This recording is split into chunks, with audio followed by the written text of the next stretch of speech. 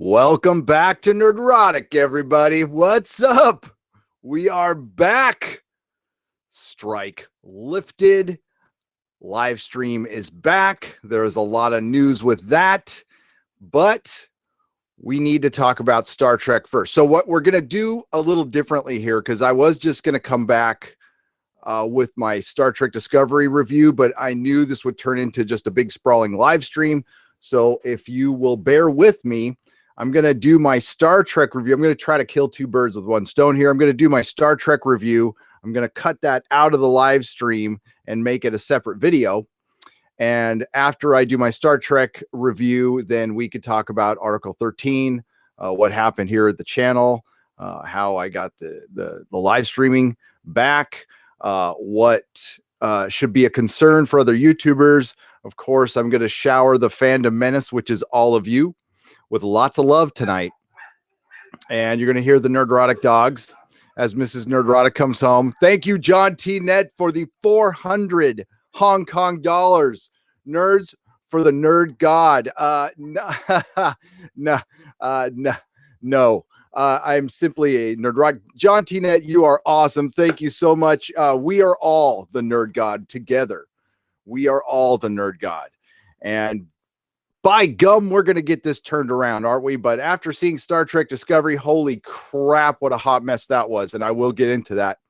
Thank you for the 99-cent super chat, Necrofax. Good to see you. Dr. Meatball, Mary Ashmead. Oh my gosh, Obian 727883. Thank you again, Mary Ashmead. And thank you to all the wrenches, CD Horde, Anon Last Bend, Mark Lazurth, Red Syrup, Jor 123, of course, John T. Net, Life, Pen Farm Girl and her wrench, Alan Cook, Wonder Girl 60s, Eric Hawk, Bear, The Lone Wolf Cub, Artemis Over Easy and his wrench, Mountain Shark, Dr. Meatball, which I've said before, Moons of Madness, Mark Santos, Hedy Lamar, that's Headley. Oh, man. It is good to see you. Manic Boy Productions, the Frag Minion is in the house, Darkstar 57, James Johnson with 2 A's. So is that James? Is it James Johnson? Vin Vega, Flixie Claire, and The Truth Apocalypse, and Matthew Matson, who just watched me on Patreon watching Star Trek Discovery, the DJD show, who has just been more than helpful, beyond helpful. Thank you so much. I love that Hedy Lamar is here. Mine for Lease. And Cotton Candy Beard Gary is here. What is up? And Marks 47, and if I Neelock, and I Fight for the Users. If I missed anybody, I'm sorry. I will try to hit you all up. What's up, Darren Wagner? And I'll warn you all when I'm going to start the Star Trek Discovery review, and feel free to talk about it. I'll probably snip your comment and put it in the video. Again, I'm trying to kill two birds with one stone here, because I knew this would just turn into a sprawling live stream, which is great. So, and I'll also tell you what's going on with the other channel, and why it's good to diversify and not completely rely on YouTube. Not that I'm sitting here bitching about YouTube, because I'm not. They actually, while the communication wasn't great, things got fixed. So I have nothing bad to say about YouTube. You hear that, YouTube? I have nothing bad to say about you, even though you did demonetize this video, but that's okay. That's fine. I don't care. Hail Gary, blame War Campaign and Article 13. DJD show, I always blame War Campaign. Always, because you told me to. I will not be reviewing Dumbo. No, because that would require me actually seeing it, which I have no desire to do. Although, you know what? I say that right now, but it's a Tim Burton movie, and Mrs. Nerdrotic is a fan of Tim Burton. So if I say anything bad about Tim Burton, I'm going to have to whisper it, because if she hears that, divorce, instant divorce. Okay. So we'll do a little preamble here, and then I'll get into the Star Trek review. Artemis Over Easy, thank you for the 1999 super chat. Very generous. Welcome home, Nerdrotic and chat. We do not kneel. No, we do not. Crazy Carlos, mi amigo. Orale, what is up? I think it's Adele. I'm sorry about the issues with your channel. I know I haven't been vocal lately, but I've been lurking around. I knew you were around, and now I'm all worked up about how YouTube is screwing you. I am here to help you, Gary. Just let me know what you need. I just need you here. And Carlos, $100. That's a lot of money. Carlos, is awesome. I met Carlos in San Diego during our meetup where two people showed up, which was great because it was two great people, Crazy Carlos, Johnny Pappas, and we met at a coffee shop in San Diego. And we will do it again, my friend. I will be in San Diego for Comic-Con, and I will see you there. I might actually see you sooner because I'll be in San Diego later next month. And the Bizzopolis is here, and Larry, and Von Doofus, and the official Dougie J, my old friend. He, yeah, we used to. I said it before, I'll say it again. The reason I am a Star Trek fan is because of that man right there, the official Dougie J, right there. Learn the hard way not to talk trash about Tim Burton to Mrs. Nerdrotic. Oh yes, you did. I remember. I don't know if she's even going to talk to you still. I mean, you still might be in the Doug house. I think you're in the Doug house. I don't know. I'll ask her real quick. I doubt it. You are. Yeah, no Gotham and no Orville. So, wow, Star Trek Discovery was especially bad tonight and last week. Did you see the Egotastic Fun Time video of the Orville crew watching STD Red Angel? Hilarious. I'll have to watch it. I will watch it. I'm going to have a lot of time in the next couple of days to catch up on emails and videos sitting around airports.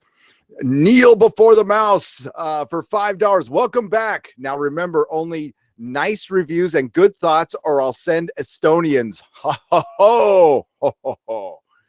Thank you, Kneel before the mouse. I'm sorry, I do not kneel, but I'll kneel before your $5. Thank you so much. Dan, Dean, why do I always say Dan? Dean, I'm sorry. Dean Heiss, $2. Welcome back, Gary. What's up? He's got that American flag avatar there. Hail to you, sir. Fenfar 36, no wife, wonderful life. Well, no. Listen, if Mrs. Nerdrotic wasn't around, I would not be live. I would be, you know, those pictures of like a lost mule in the desert. That's me without Mrs. Nerdrotic. Yeah, I'm a little codependent like that.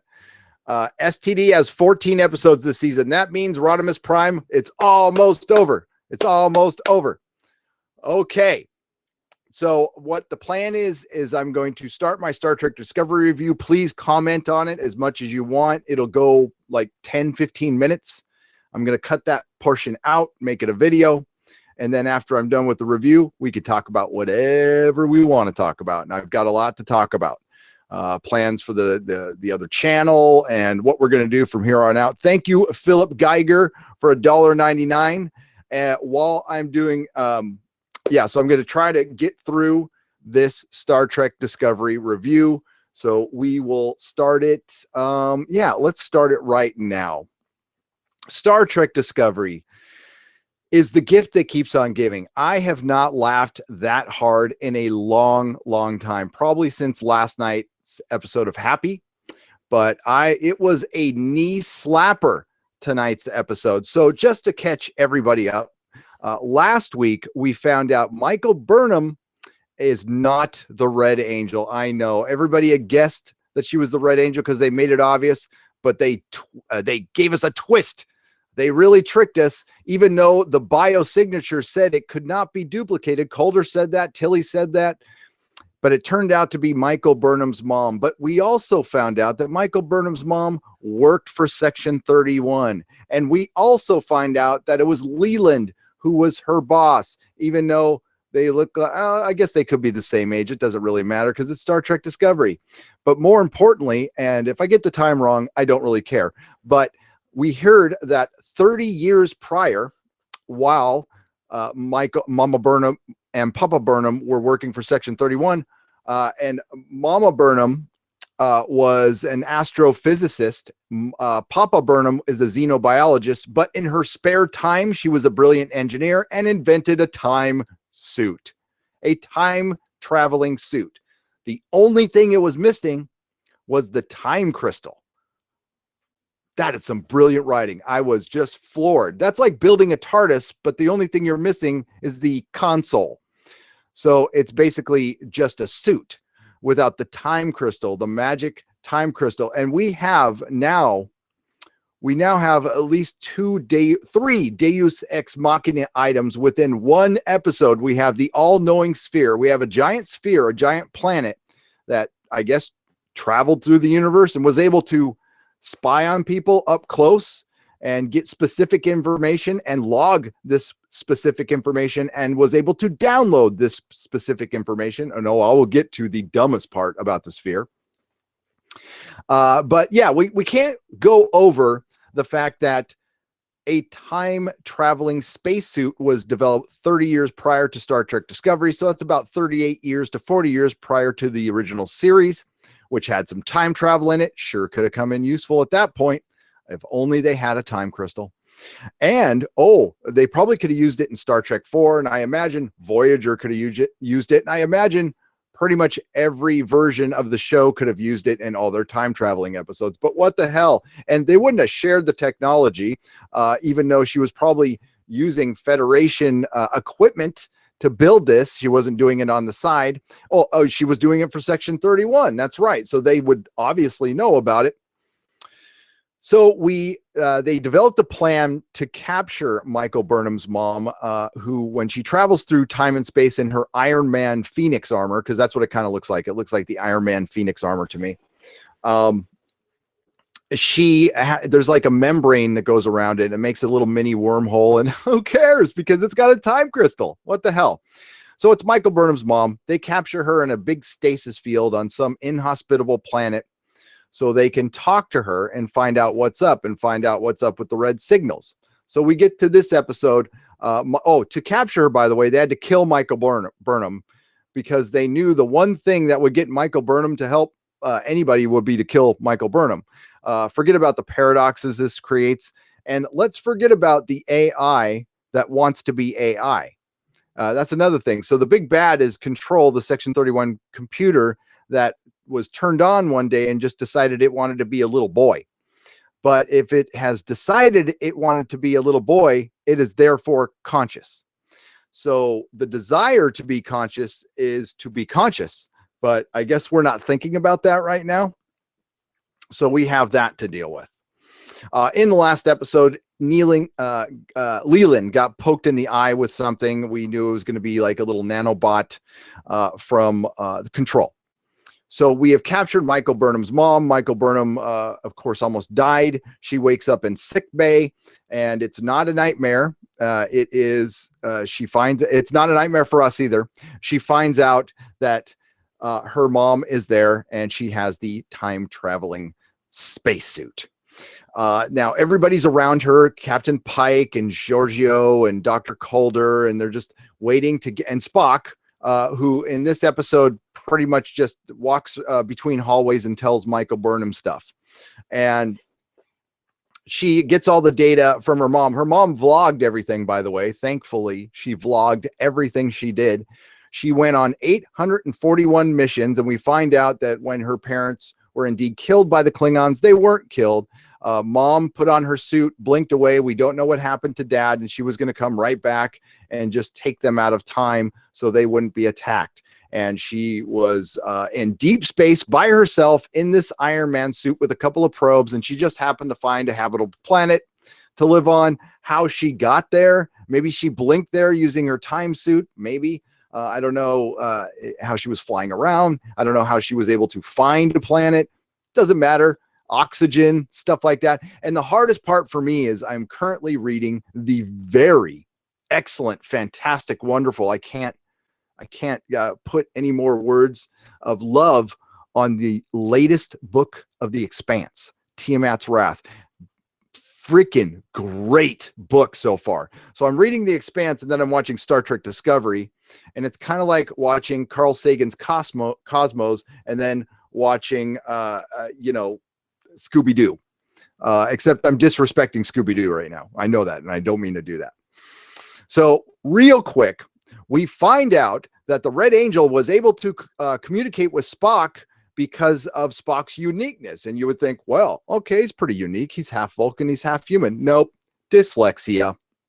It was his dyslexia that made him able to communicate to the Red Angel.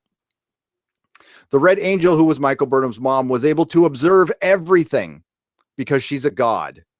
She was able to watch Michael Burnham graduate, meet Philippa Georgiou for the first time, everything, absolutely everything. Although if she's actually watching everything and traveling in time, like, is that what she was doing in between? Like, when did she have time to do all this? How was she observing everything? Questions I have. I'm sorry. So Leland gets taken over by Control, and the first hologram that Leland sees, of course, Control is represented as Michael Burnham. Big surprise there. Then turns into Captain Pike, and then it puts some nanobots into him, and then he becomes Control. The reason Control chose him is because of his moral ambiguity, which again shows that it is conscious enough to know what moral ambiguity is, and that it can be used, and that is a desire which makes you conscious, but yet it's not conscious yet. Just, I hope you're all following along at home. So you could tell Star Trek Discovery is out of money because they just go back and forth from the ship to the same set that is on the inhospitable planet where they have trapped Michael Burnham's mom in a stasis field because they have her trapped there temporarily. The time is going to suck her back into her regular timeline. Okay, so they only have like an hour to do that, but of course Stamets is able to do it because they have infinite energy.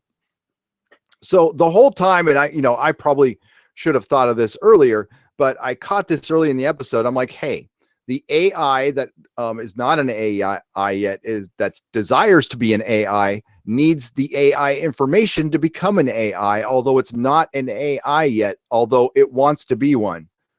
Are we following here? So it's not an AI yet, but it wants to be one. And it knows where the AI information is. It's in the sphere that traveled through time and space and observed everything, and was able to catalog its memory. God, I wish I could do that. So the first thought I had is just delete the information. Why don't we just delete the information? They didn't have it for very long, and they wouldn't need it. So they actually talk about that. I was like, oh, thank God they finally talked about just deleting the damn thing, and that would solve the problem. But the problem is they can't delete the information. The information scrambles and it goes all throughout the computer, and it's like sentient. So they can't delete it. And I'm like, okay, that actually makes sense. But then later on they say, well, we could remove it and put it in the suit and send it in the future 1,000 years so the AI that's not an AI can't get it. And I'm like, well, if you could remove it from the computer, on a USB drive, why don't you just burn that then? Why don't you just delete it from there, or just destroy it? It still needs power. It still needs to run. That doesn't get thought of. Whatever. So yes. So we find out that Michael Burnham's mom has been trying to stop Control this whole time. She observed that Control had used some kind of antimatter, quantum something or other, to destroy all sentient life. So the AI can just sit there by itself, pretty much. I don't know.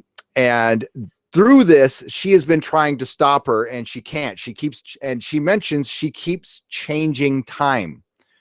So she's altering time. So canon, fundamentalist canon, friends of Star Trek canon, it is destroyed. It is gone. It is dead.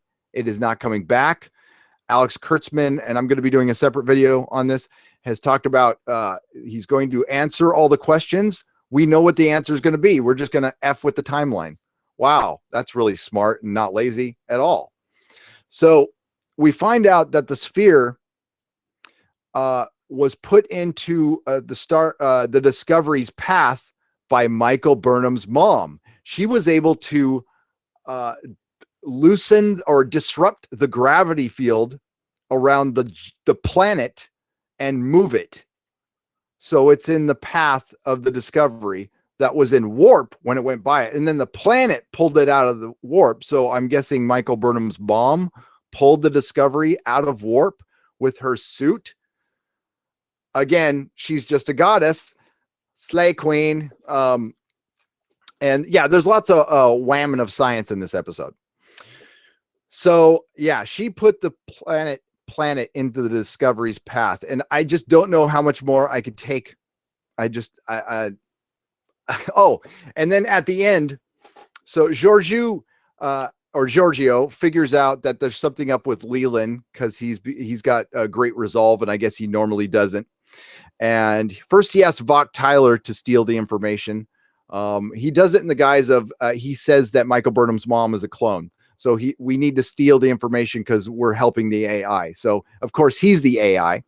That's not an AI yet. And he sends Vok Tyler to go steal it. He refuses the order. So he sends Giorgio, who goes and talks to Michael Burnham's mom, and they have a mutual admiration society because that's, anytime two women get in a room, they're instantly friends, even though they're enemies. And they just talk about how awesome each other are. So they positively reaffirm each other. And then Giorgio's going to steal all the information for Section 31, which is actually helping the AI, but then she figures it out and stops it. And there's a big karate fight between the AI Leland, who's filled with nanobots and can't be killed by phasers. And then she does like kung fu chops. When Leland at the end, when Leland beams down to finally take out Michael Burnham's mom and the suit, there's a bunch of security guys there. He instantly kills all the men. All the men die except for Stamets, and then it was pretty funny. So there is one scene. We can't go through an episode of Star Trek Discovery without cutting Pike's balls off. So they keep reattaching him and then ripping him off. And he goes down and talks to Michael Burnham's mom, who chews him out. But the worst offense in this episode happens in this scene. I'm actually concerned for my good friend Doomcock. I think he should make another helmet because he's going to need it. So while she's chewing Pike out, she's like, listen, she's pissed that she got trapped. She's like, you're stopping me from my mission. I know what's up. I've seen all of history. You're just ghost to me. I know what's going to happen. And she's all, do you want to know your future? You're not going to like it, but I'm not going to. And then Pike goes, no. And she's like, right, because I'm here to talk about my daughter. And that was it. So she insinuates Pike's fate, and she could have saved him right there. Didn't say a word. Not a word. Yeah.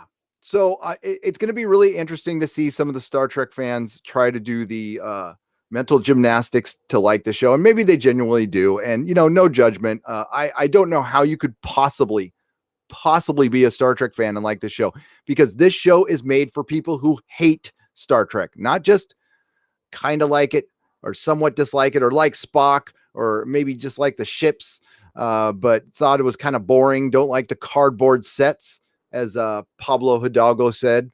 I'm going to put that in my video. This is for people who hate Star Trek, and it's the dumbest show on television.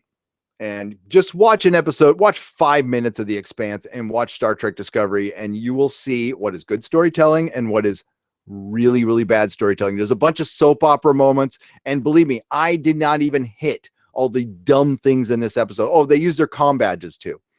So Star Trek Discovery, thank God it's only 3 more episodes. It is the worst show on TV. I cannot believe it got picked up for another season, but I guess it did. They are going to be releasing some short treks to kind of explain the giant plot holes. And I think they're supposed to come out this season.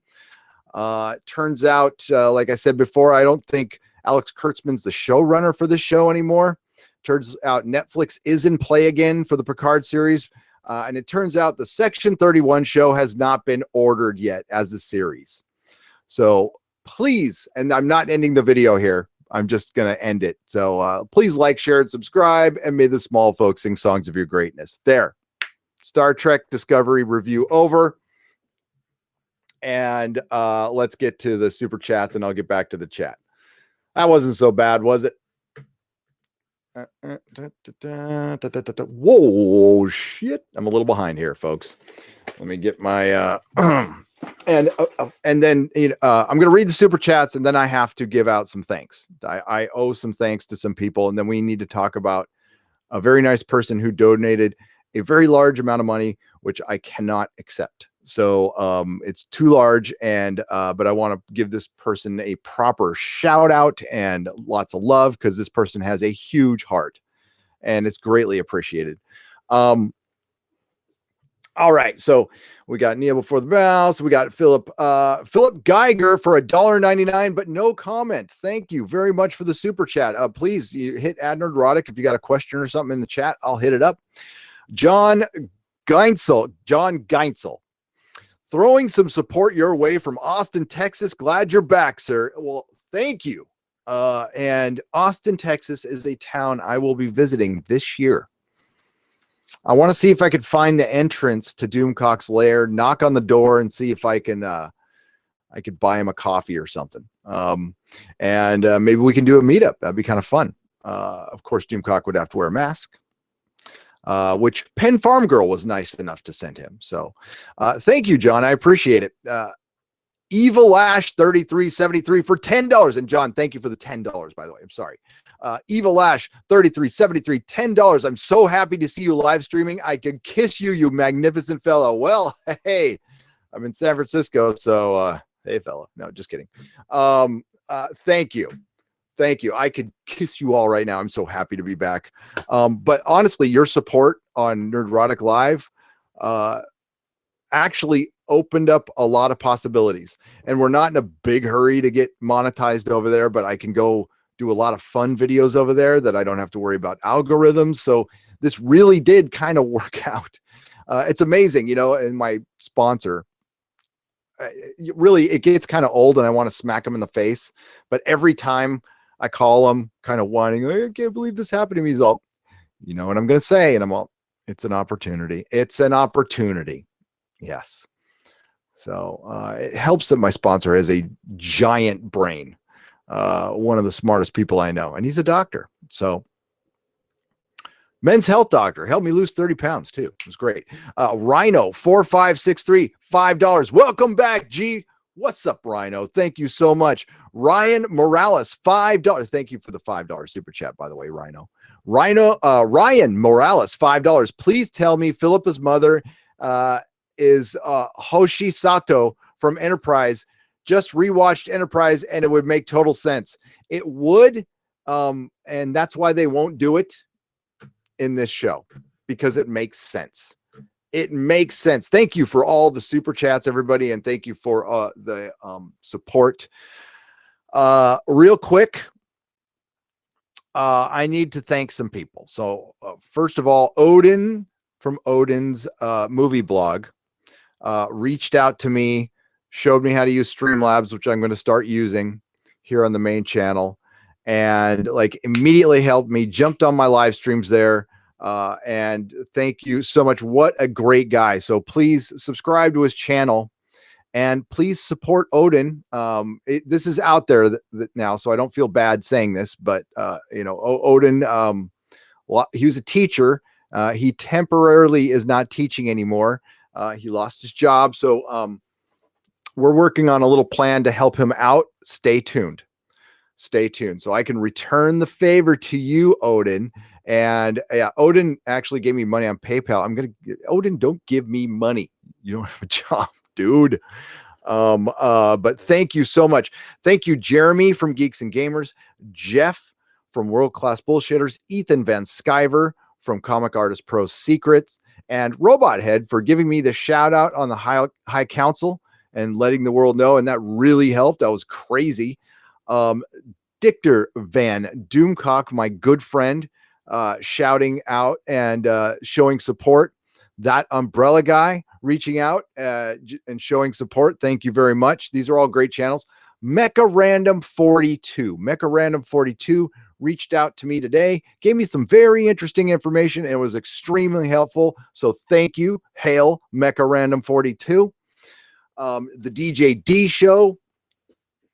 Oh my God. I feel like if I'm going to probably forget somebody if I'm going to spurt it out once I remember it, because so many people helped out. Comics Division, Feisty fan, like a bunch of people were just showing support, and it was great. It shows that the Fandom Menace is a love group. It's not a hate group. I'm sorry, that might besmirch its badass reputation, but the Fandom Menace came together, and hopefully, and I've seen them come together for Jeremy, and I've seen everybody support that Umbrella guy. Listen, what Jeremy went through and that Umbrella guy went through, and Mecca, what they went through was way worse than I went through. Mecca got threatened.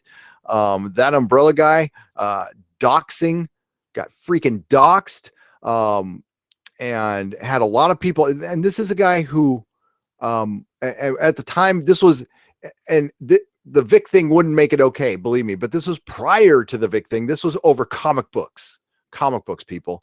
That Umbrella guy has a little daughter. I mean, like, let's get real here just for a second. He's got a little daughter. So, and Jeremy, he's lost his income for a little while, and yeah, like, things happen, people scam.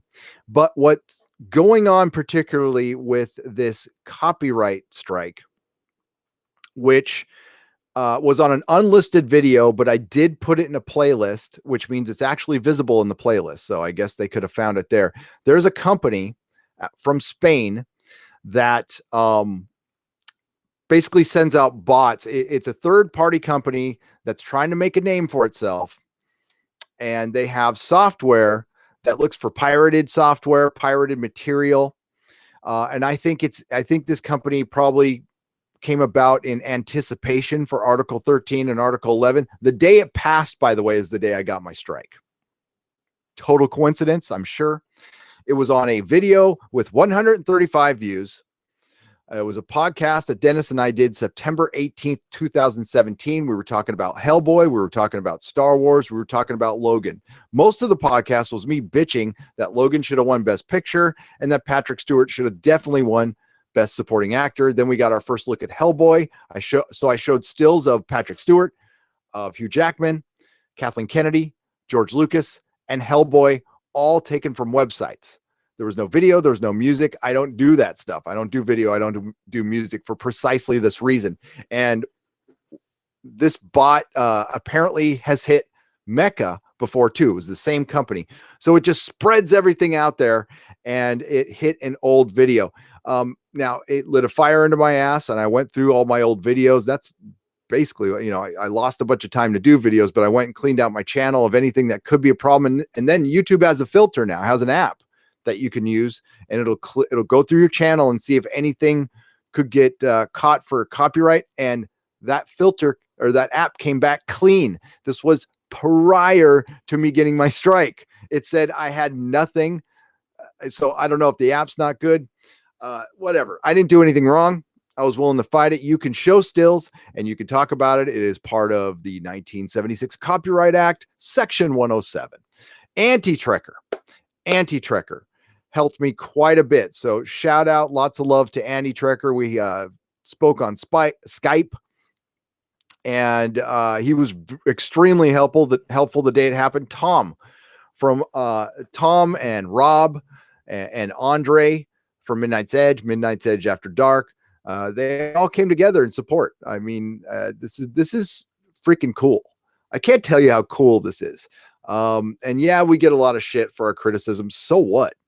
But this is something that we all got to watch out for, because right now with Article 13, as it stands, if they enforced it, if each country enforced it the same way, they could take down our stuff for showing snippets of articles, showing pictures. My workaround on this, that's the worst case scenario. My workaround this is I will just post my own articles on nerdrotic.com from other articles, and I will, I'll verbally refer to them, and then I will show my articles on nerdrotic.com. So nothing's going to stop me from saying anything, and it's not going to stop the channel. It might just the production value. I know you expect like this really, really high production value here. I know it's like some of the best with my $80 web camera. Got to work on that someday, but it's all right. Just we got to be careful, but not that careful. I'm not going to definitely, so what I'll do is probably dial it down with the pictures and just dial it up with the, verbal flamethrower a little bit. But I'm not going to stop. I'm not going to stop. There we go. Am I blurring? Hang on. What happened? Why is that up there? Why is that up there? Hang on just a second, folks. Boom, boom, boom.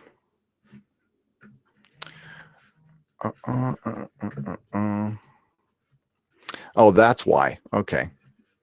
I had 2 sessions up. Sorry, I had 2 sessions up. I want to read. Okay, let's get to some super chats and then we're going to do some article 13. Dragon Volder X, $2. Glad everything worked out. Thank you so much, my friend. And I am too. And I got, I was very encouraged hearing from other YouTubers going, I've been through this. And I've actually been through a guideline strike, which is way worse. But here's the deal. I shouldn't have lost my live stream at all, even if I got a strike. The way the new rules are set up is you can have one and you can fight it and you have time to remove this stuff. But the problem is they weren't specific with what the copyright violation was. So they just took down the video. They gave me a strike and then my live streaming was gone. And I'm like, what the hell? So I went back and obsessively checked like every hour. And earlier today I checked and it was there. So I was about to go live immediately and then Doomcock went live and then Jeremy and Odin went live. I'm like, I'll wait. I got to let my brothers, do their live streams. And I don't know if you saw that Jeremy and Odin live stream. It was hilarious. They were driving around the streets of New Orleans and they found some Darth Vader dancing to I Will Survive. And it was like a New Orleans Saints Darth Vader. It was brilliant. Hopefully they won't get a copyright strike. All right. So I'm going to get back up here and then I'm going to get to the chat, folks. Welcome back, G. Okay. Bob Flanders, 777. Hell yeah, 777. Not much, but I enjoy your channel. Blessings, dude. Bob, blessings to you, my friend. Thank you very much. And it's surreal. It's surreal that so many of you enjoy the channel because I've actually been doing this a long time. I've been doing this for 5 years on this channel, and I podcasted at my comic shop for years, but nothing like super consistent. I think we did one every couple months at the comic shop, and we started here doing like one podcast a month, and it just grew and grew and grew. And actually, I started YouTube as a backup. It was an easy way to store your videos and download MP4s, and it just ended up working out. Raymond Hengold for $9.99. EVS holds live stream auctions of it on his art. If comic shops work together to create some cool YouTube channels and got high sub counts of loyal fans like EVS's channel and conducted live stream auctions, I will finish that. That is, excuse me, that is a great idea. That is an idea that I've had, and this channel was always part of the comic shop plan. What I wanted to do was kind of reverse. I was going to, just do this for 5 years because I had a 5-year not compete. I couldn't own a comic shop in San Francisco within 30 miles of my old one. So I was just going to ride that out. And in the meantime, I was going to build hopefully a little following with the podcast, then get a comic shop, and then use the comic shop as the platform to grow the channel. Well, the channel grew before the comic shop, and then comic shops started, going down the toilet. Comics started going down the toilet, and I got lucky. Actually, if I think about it, when I sold my shop December 15th, 2013. I don't think there could have been a better time to get out of the industry. But I want to get back in, but I want to get in differently. But you're absolutely correct. EVS's model, your boy Zach's model, John Malin's model is the future. And I don't know. I know comic shops out there have YouTube channels. Some of them might be big. Please send them my way if they are. I'm not aware of it though. I'm not aware of it. So there will be an online comic store here at Nerdrotic and on nerdrotic.com. The prices will be extremely fair because it's gonna be mostly vintage stuff. If I sell new stuff, it might be trades, but it'll be deeply discounted because I don't have rent. I don't have the brick and mortar. I might do pop-ups around San Francisco once in a while, but a lot of it's going to be basically everything that's not in this room is going to be for sale, and it will be priced to leave. So you guys can certainly send me requests at gary@nerdrotic.com. And we'll work out the shipping. But for the time being, in the early parts, it's just going to be an eBay store. But if you want to do something, well, I'm not on eBay. If you want to do something outside of eBay and just do it through PayPal, we can do that. That's fine. Montana Horseman. Thank you, Raymond. That's a great idea, by the way. Montana Horseman, $5. I am so freaking glad to see you live. You're a great person with a great channel, and I knew they couldn't legitimately keep you down. Montana Horseman, you're a great person. I'm okay. I have my moments. I don't know about great. I don't know about great. You are, though. You guys are great. I am a deeply flawed person. Dragon Volder X, thank you for the $2 again. And Zaphod 703. Your channel makes my day. Thank you for everything. I one day wish I have a 1/10 of your YouTube skills. You already do. You're alive. You have all my YouTube skills. Get a microphone and just start making stuff and practice, and you will do well. If listen, consistent content, you will get subs. And if you guys need help, you want I was just on Douglas Nelson's podcast, and if you guys want me to come on, man, I'm a whore. I will come on anybody's channel. So just hit me up at nerdrotic.com. I can't do anything for the next couple weeks, but certainly I would love to go on a podcast. I could talk all damn day. Peter Davidson and his mom in Australia sent Mecca a koala too. Oh, that's cool. That's awesome. So we have dual koalas. Your koala makes my dog look small. I got to send you that picture, by the way. Well, maybe it's on my phone. I'll read the next super chat, and it's a pretty damn cute picture of my dog, of the Nerdrotic dog. Scott Kerr for Canadian $2. My Canadian brothers and sisters, what's up? America's crown. Watched Umbrella Academy because of you. Thumbs up. Oh, I'm glad you liked it. I love it. I thought it was fun. I'm telling you, folks, what I'm just completely into right now is The Expanse Book 8. The Expanse book series, while not perfect, it's mostly good. Most of the books are outstanding, and a couple of them are I mean, none of them are bad at all. And actually, the 7th book, in context with the 8th book, it's great that you have the 8th book to read right after it. It'll make it a better read. James S.A. Corey, who probably hates my guts, just considering how they are on Twitter, I doubt they don't want to do have anything to do with me, and that's fine. Separate the art from the artist. But great job, guys. Ty Frank, Dan Abram, thumbs up. This is as good as book 5 so far. Holy crap, it's good. All right, let's see if there's a cute picture of my dog here. I'm not going to look that long. There's a picture of me flipping off Twitter. There we go. There's the giant koala Peter Davidson sent me. Here, I got to make sure you guys can see it too, with my chocolate lab mix. This is Parker. She's the sweetest dog in the world. So I don't know if you can see her there. There we go. There's the giant koala making my 60-pound dog look like a lap dog. It's kind of out of focus. Come on, focus. There we go. There you go. You can see Parker. Oh, look at that. She's a cute dog. I like Parker. She was wandering the streets of Modesto, California, actually wandering the freeway where they found her. So all of our dogs are rescues. And that's a good dog. Good dog. Is Odin in here? Did you hear me showering some love on you there, buddy? Yes. So Odin and that Star Wars girl. Showing support. She's amazing as well. And Professor Geek. Professor Geek. I'm just going to keep on shouting out channels. We're all part of this loose knit family, which is you. It's mostly you guys. We're nothing without you guys. You guys are part of the Fandom Menace. By the way, there's a meetup, which I will talk about. I'll give you an address if you're in Chicago or in the Midwest, the North Midwest, whatever, in Wisconsin, April 12th, 7:30 at a bar in Chicago. We're all meeting up. Let's go crazy. Let's have fun. And I'm clean and sober.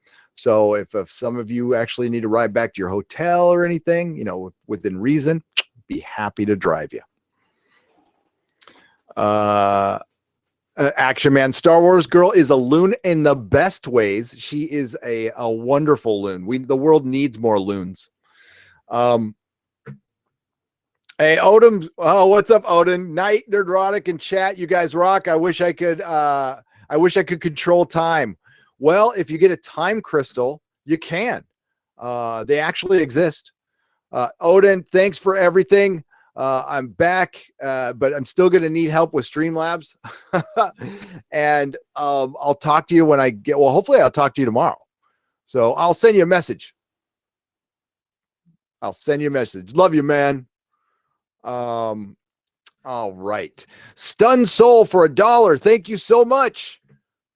If you have a question, pop it in the chat. Thanks. Thursday night sucks without Orville. Idiotic tirades. It really, really does. Especially, I mean, I need the Orville to cleanse my palate from the Star Trek Discovery. But thankfully, I'll just rewatch Identity Part 1. I think didn't JP do a video, a pre-show video on that? JP at Egotastic Fun Time is great too. Great channels out there. You guys have a lot of great entertainment to choose from. Peter Davison, $2 Australian with an LOL. I hope you like that picture, man. I'll send it to you on Twitter. Show it to your mom. I knew a chef who picked up a wild rabbit while picnicking. He called it Sunday lunch. That is Australian humor. I knew a chef who picked up a wild rabbit while picnicking. He called it Sunday lunch. Australia. Discovery. Yeah. Discovery. Thank you, Peter Davison. Give your mom a hug for me.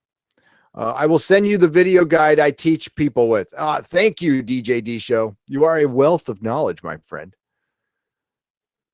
Yeah. How are you such a wealth of knowledge? Did you used to be like an actual DJ, like a radio DJ? I think I remember hearing you say that. Discovery can be described in a song. Oh my God. Cold Deck 45. This was the one time I was actually considering risking a copyright strike because I wanted to play that song. Anytime I talked about Spock, feelings, nothing more than feelings. But it's actually more appropriate with the CW, Feelings in Hallways. What's up, Perth Comics? How's it going? Yay, Australia. God, I've noticed a lot of us in the Fandom Menace have a lot of Australian subscribers. I think what's the opposite of woke? Red pill? Is it red pill? Yeah, it might be red pill. I love the Australian friends too. Florida and internet DJ. Oh crap, we got to chat, man. We got to talk. I missed your morning shows. I miss your morning shows when I'm working out. I work out to you and Annie Trekker in the morning, or Ethan. Sometimes Ethan Van Skyver's still going from one of his late night streams, and I'll work out to that. Oh, good, mate. Thanks for asking. It's great. Perth Comics. All right. Bear with me. I'm going to pull up. I'm going to try to make this fun. We're going to continue to make this fun, but I do have to bring up Article 13. Because I listen, Dave Cullen and Geeks and Gamers have both done videos. I cannot recommend watching Dave Cullen's videos enough. Please watch his videos on this. They are quite brilliant. Let's pull up. Oh, stop. That's my Venture Brothers ring. I got an email from somebody. Kind of, it bums me out. It bums me out when people rage quit the channel. I don't want to lose anybody. But that's, what, some people just don't want to talk about any of this stuff ever. But I can't, I wish I could talk about Venture Brothers all the time or Expanse all the time, but that's just, it's not the case. But somebody sent me an email like, I subscribed to you for Venture Brothers, but no more. And then I didn't read the email because that was the title. It's like, dude, save that towards the end. Go, hey, and you get me to read your whole email. But if I see that I'm out of here, I'm not going to read your email. All right. So, yes, I have the BBC up here. I do apologize. But I wanted to see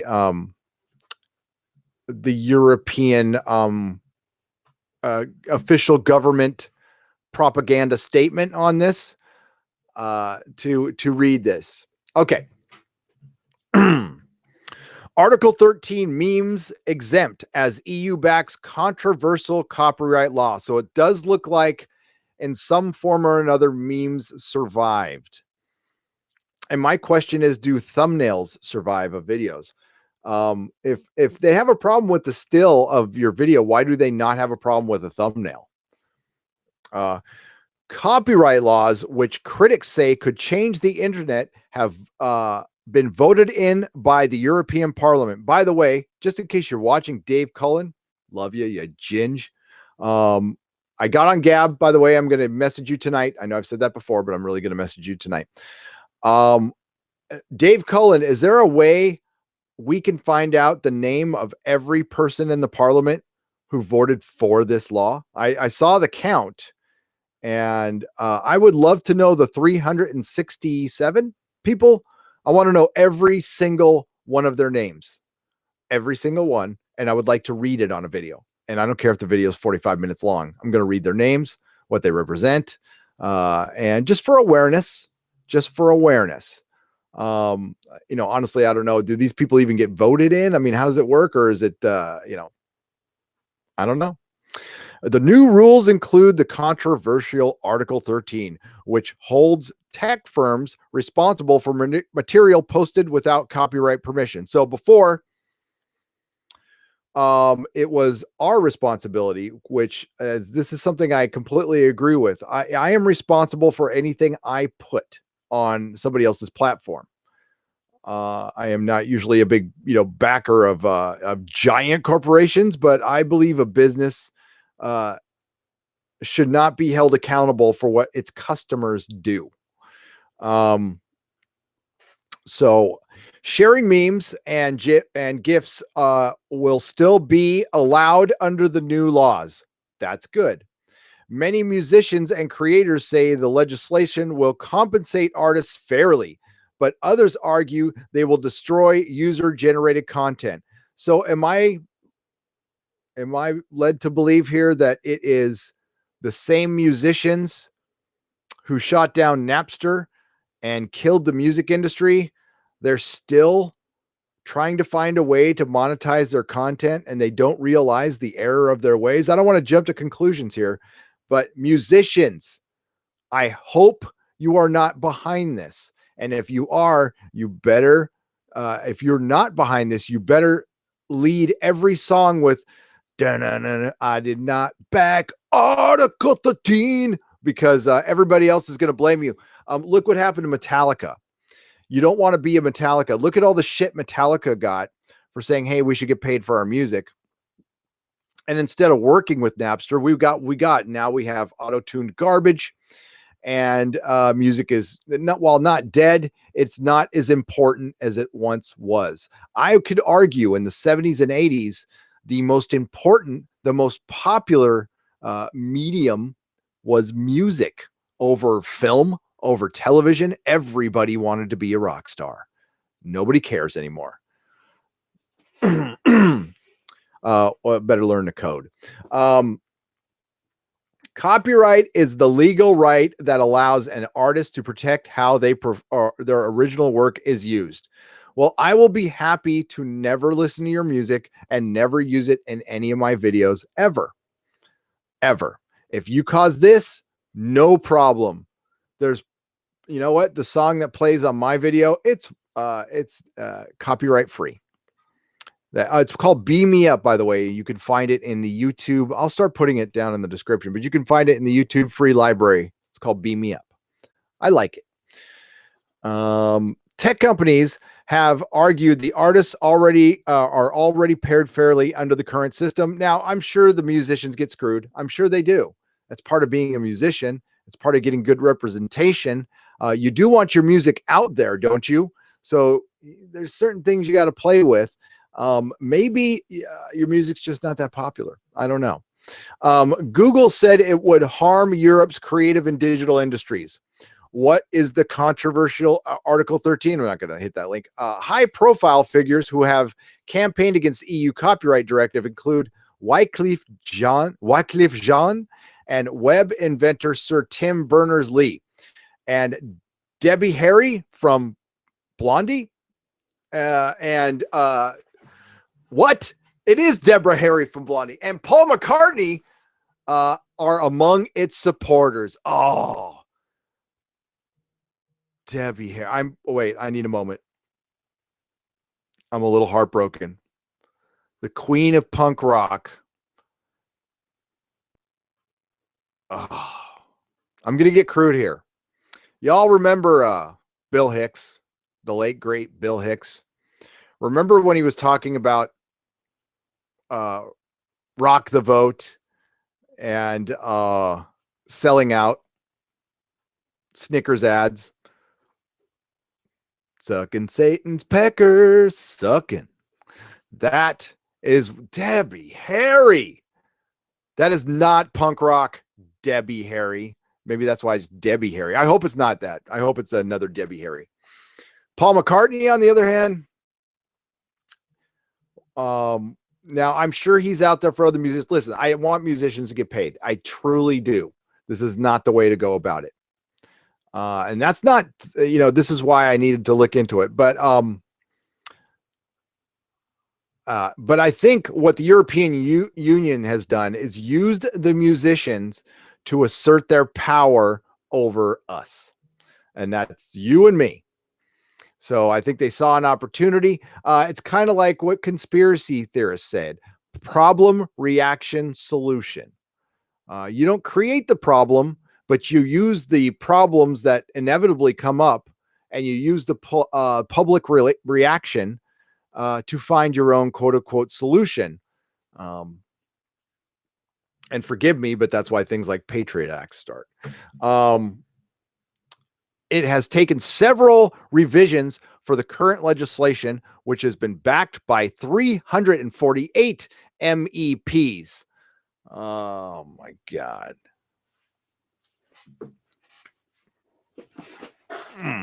What's an MEP? With 247 brave people voting against it to reach the final form. It is now up to member states to approve the decision. So it's a directive, and now each country can write its own law, and you know what they're going to do. You know what they're going to do. Australia was trying to pass something. Please fill me in on this, Australians. I remember seeing a video about it. And it's a way to circumvent sovereign laws by using the EU here in America and Australia, who's not in the EU either, obviously. If they do, they will have 2 years to implicate it once it is officially published. So we have some time. The two clues causing the most controversy, two clauses, I'm dumb, causing the most controversy are Article 11 and 13. Article 11 states that the search engines and news aggregate platforms should pay the user links from news websites. Okay. We're going to stop right there. News websites, you access media trash.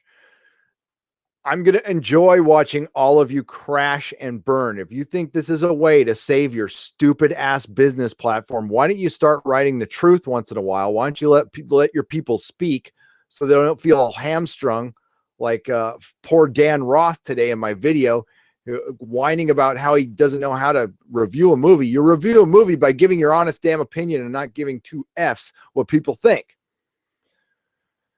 And maybe more people will go to your trash websites. I hope you all crash and burn. I hope I'm not holding back on this a little bit. You guys throw a couple more ads on there. And if it wasn't for YouTubers talking about your articles, listen, Scott Mendelson writes articles, so EVS and Jeff and Jeremy will make videos about them, and they're not dumb for doing it. They know that's going on too. And hey, it's mutually beneficial. Nobody's complaining. That's how you do it. That's how you freaking do it. Okay, but fine. Go down this road. See what happens. Article 13 holds larger technology companies responsible for material posted without copyright license. Tech companies already remove music and videos who are copyrighted, but under the new laws, they will be more liable for any copyright content. More liable. So we're just gonna extort these companies. And listen, I don't want to be the defender of Google. It's clear what this was. This was a power play by the EU to get Google, Facebook, Twitter, and other places to the negotiation table so they can shake them down for more money. I'm sure they will go, hey, why don't we agree on this really low tax and fee that you'll pay us for our protection? For our protection. If I was Google, I would just pick a country to be silent. And I hate to say this, but this would, you could the European Union really, I don't think they would want Google or YouTube to go away and lose those fees that they're getting already.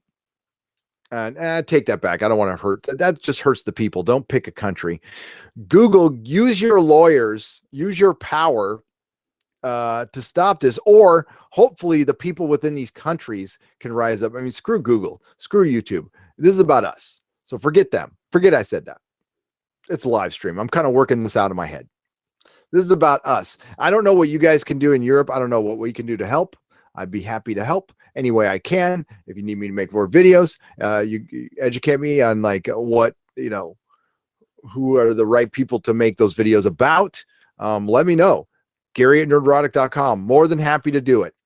I could stay on this issue forever. I know it's kind of boring. It won't be my entire channel, but I will definitely dedicate a little time to it because it's important to me and it's important to you.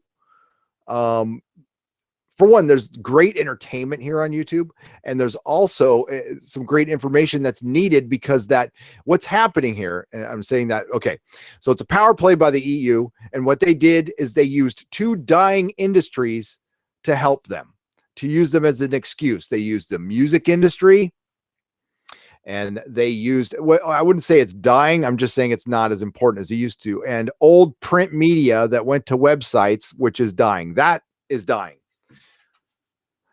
They formed an alliance, and yeah, a big surprise. The media is working directly with the government. That there's nothing wrong with that. Oh, so it means they need to apply filters and content before they upload it. Article 13 does not include cloud storage services, and there are already existing exemptions, including parody, which, for example, includes memes. Memes excluded. It was Article 13 which prompted fears over the future of memes and GIFs, still animated and short video clips that go viral, since they mainly rely on copyrighted scenes from TV and film. Critics claimed Article 13 would have made it nearly impossible to upload even the tiniest part of a copyrighted work to Facebook, YouTube, or any other site. However, specific tweaks to the law earlier this year made memes safe for purpose of collation, criticism, review, caricature, parody, or I can't even read pastiche. Using, of course, this one. The European Parliament said the memes would be specifically excluded from the directive, although it was unclear how tech firms will be able to enforce the rule with a blanket filter. They wouldn't. MEP for London, Mary Honeyball, said there's no problem with memes at all. The directive was never intended to stop memes and mashups. Bullshit. Bullshit. I think the doom mongering people who carry out their business properly have nothing to worry about at all. Really, what's properly, ma'am? What is properly? MEP. MEP. Massive blow. Robert Ashcroft, Chief Executive Officer of PRS Music. How about POS? Piece of rotten shit for music, which, no, I'm just kidding, which collects royalties for music artists, welcome the directive as a massive step forward for consumers and creatives. Oh, it's a massive step forward. Oh, the music industry that has been so noble that, you know what, you've deserved, I'm talking about the executives here, have deserved everything you have gotten in the last 10 years, you bastards. You screwed over so many people. I used to, I used to work in record stores.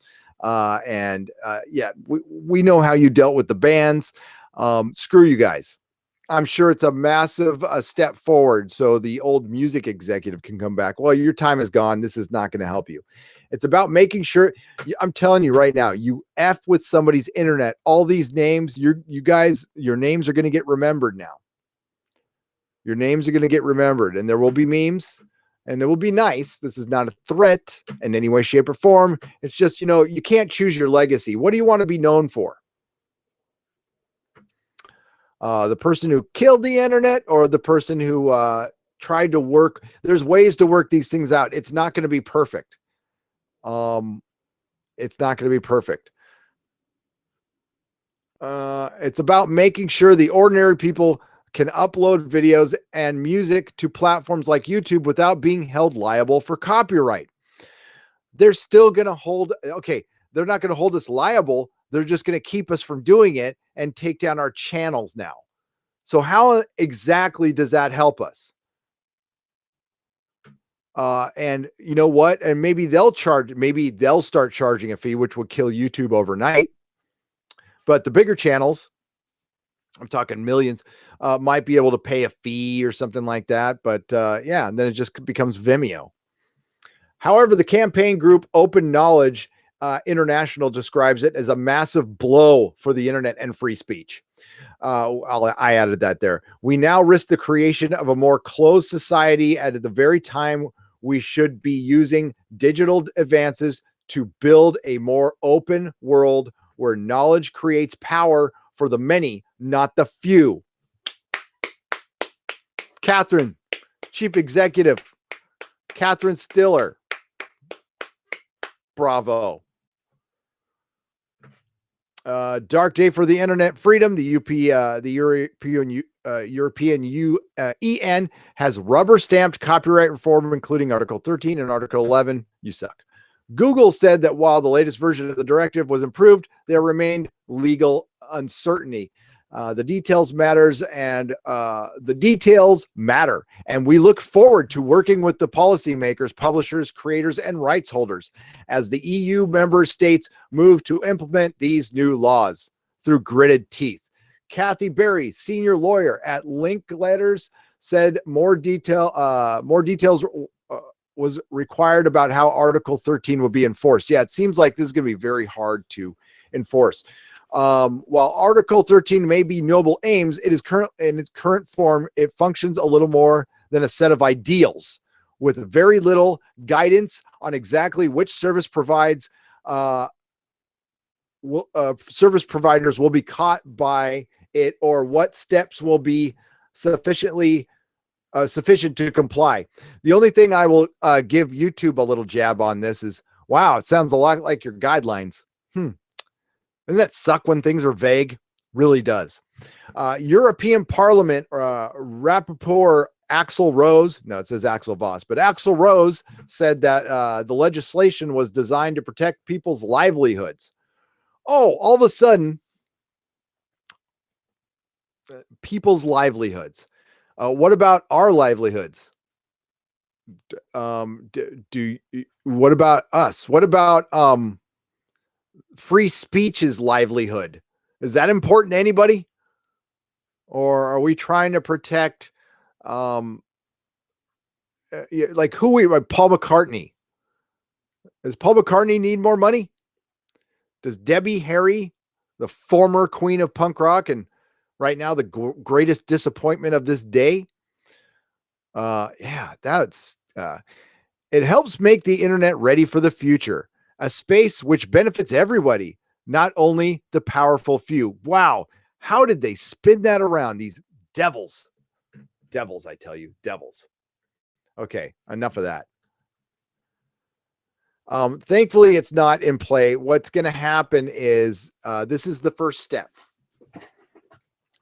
This is the first step. Now, they will most certainly try something like this here, and I will tell you right now, this is when I will immediately become a political channel.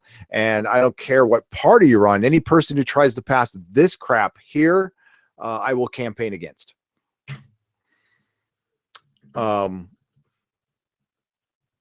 Yeah, it's bullshit. It is total bullshit. Now, I'm not a lawyer, and it sounds like to me that we have some time, but while this may not be the end of the world, this is they're ramping up.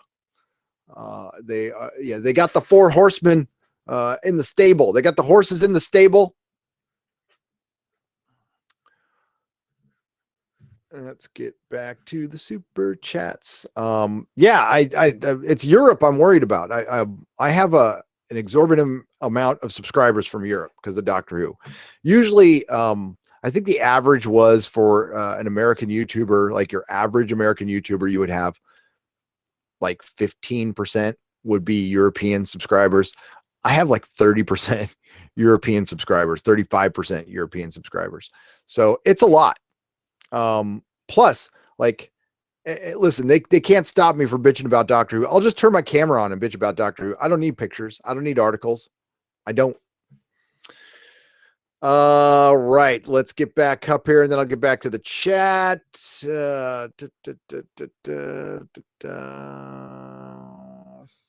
Thursday Night Stuck, Sunstall, Peter Davison. Minimum safe distance, $1.99. Fellow old dude here. Love your channel, sir. Love you right back, fellow old dude. We got to stick together. Man, my beard's getting gray. Ooh, my. Daryl Rayner. Thank you again, Minimum. Thank you, Min. Daryl Rayner, $1.99. Hello, Gary. Glad you're back. Daryl, I am glad to be back, and I love seeing Captain Kirk sitting there in the chair. His rightful place in the world. Duwanu Minfer, Duwanu Min, $49.99. Wow. Okay, there you go. Thank you. Pronounced the one who men fear. The one who men fear. I like that. And thank you with the pronunciation. That is brilliant. I wasn't clear when I asked this before. I'm a 20-year vet, and I used to draw and write long ago. I want to get back into it. I've gotten positive feedback, but I'm trying to improve. Know somewhere I could learn. Yes, absolutely. My God, that's a huge super chat. You did not have to do that. The one who men fear, please contact me at gary@nerdrotic.com. Now, I'm about to go traveling, but we can get the ball rolling. We can certainly talk about that. Absolutely. Please contact me. If you're on Twitter, you can DM me there, but a preferred way of contacting is through the email. Cause I've pretty much got almost everything forwarded to that now. So please do that. And thank you so much for the very generous super chat. We can definitely talk about that. I think I can point you in the right direction to the right people, or just to do it on your own. Which would be, awesome. And if you're a vet, that's freaking brilliant. Trekker T, Canadian, $10. Oh my gosh. Super chat is back, Gary. Congratulations, Gary. What have I missed? Trekker T, the greatest live stream ever. Right, everybody? No, I'm just kidding. My Star Trek Discovery review, which I'm going to cut out and make it a separate video. And then I was just reading about Article 13 to let you guys know that that I'm live streaming is back. Apparently shouldn't have been gone at all. And I'm guessing it was a mistake. I haven't checked my email lately. They did get back to me briefly, and like I got nothing bad to say about YouTube right now. I don't want to push it, but that was a little screwed up. But things turned out for the best, and this will be I'll never forget this. Like the love that was showered on this channel, and honestly, like other YouTubers have gone through worse. I felt kind of bad, but you guys showed support I could not believe. So hopefully I can return the favor by giving you guys a platform here to talk, and you have a good time. We hang out and we have a good time. And each and every YouTuber who helped me out, hopefully I can return the favor, not when you get in trouble, but something positively. Somewhere I'll shout you out every live stream. Oh, hang on. I need a little water. LaCroix, bubbly water. I'm addicted to that stuff. Joan of Arc 33, 1999 at Nerdrotic. There's few people I could listen to for hours and remain completely absorbed. It's like back in the day of good radio. Don't let them get you down. Thousands are behind you. That's crazy. It's just crazy. Believe me, Mrs. Nerdrotic can't believe people like to listen to me talk, and I can't believe it either. Joan of Arc 33, thank you so much for the extremely generous super chat. And again, the one who men fear, thank you. And that is a really cool way to do your name. I like that. And Trekker T and Daryl Rayner and Minimum Safe Distance. Brian Smart, the 35th subscriber to the Nerdrotic channel. Welcome back. Glad to see it all worked out. After all, I do have a personal attachment to your chat. As a kid, can you make me a tape? What was that? LO. As a kid, can you make me a tape? Was said a lot. Dude, Brian Smart, 35th subscriber. I didn't know there was a live chat. When we did these live streams, we used to do them to record the podcast, and then I would just download the MP4. And early on, I'm like, oh, nobody's going to watch us, so let's just do it live real quick. And then we'll me and Dennis, we practice. It was good practice. Then all of a sudden, somebody started watching, and then one day, John Reed, our co-host, is like, hey, there's a guy in the chat saying that there's a chat, and I've been watching. I'm like, what? And it was Brian Smart, subscriber number 35, back in 2000, had to be 17, because we didn't start doing this regular until 2017. I really didn't start doing this regular until about a year ago. So thank you, Brian. Brother Malachi, $5, just stopping by to say hi and bye. But why you gotta go? Still, you are overlooking Article 11. It is a threat to freedom on our internet too. I mentioned it in the Brother Malachi. You are correct, and it was mentioned in the article I just read. I don't know if you heard that. They get into Article 11, and it is equally as bad as Article 13. You could not be more correct, sir. So I will refer. Sometimes I can't get it all in the title, but believe me, I'm thinking about Article 11 as well. Thank you, Brother Malachi, and thank you for bringing that to my attention. I appreciate it. Manic Boy Productions. Love this channel, sir. You are applauded. Thank you. I thank you, Manic Boy Productions, for the Canadian $5, and I applaud you guys. Give yourself a round of applause, please. The Fandom Menace. I have to give this a name. So I think the Fandom Menace is the best name, even though we're not all here for Star Wars, or we're not all here for Doctor Who, but we are all here and other channels for the same reason. And the great thing about our unique network is we all cover the same stuff very differently, and it's cool. I can watch a video about Captain Marvel from Jesse at Mindless Entertainment, That Star Wars Girl, EVS, Jeff, Geeks and Gamers, SC Reviews, John Talks, Odin's Movie Blog, and it could be the same damn subject. Comics Division, it wouldn't matter. Your boy Zach, I can watch, and all I just consider myself as entertained. I'm like, all right, man, I got an hour to kill here. I got somebody did something stupid at Disney, and I got 20 videos to watch now. I hate it when there's no videos in my feed. And isn't it weird how that happens? Like it dries. We had a dry day like a couple of days ago. There was like nothing. I'm like, God. I even tweeted. I'm like, will somebody live stream, please? I mean, I just live stream. I can't go back on. Tenno Recluse, £5. Turns out V for Vendetta was a documentary and not a work of fiction. I know. Oh, and it turns out that they got the bad guys wrong, though. Well, I mean, they are just like the bad guys, but it's not. Their origins weren't what you thought. All right, let's get to the chat here. Woo, man, holy crap! Philomax, great question. What am I doing with Nerdrotic Live?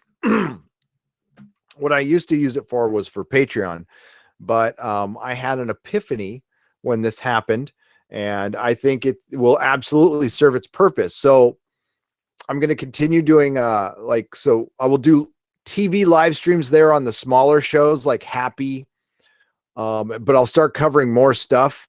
And on the big shows like Cobra Kai, Game of Thrones, Orville, Star Trek Discovery, everything will remain the same here. I will still do the Nerdrotic Nooners here and Friday Night Tights here, but then I'll do extra live streams over there, book reviews, Exozone can live over there now.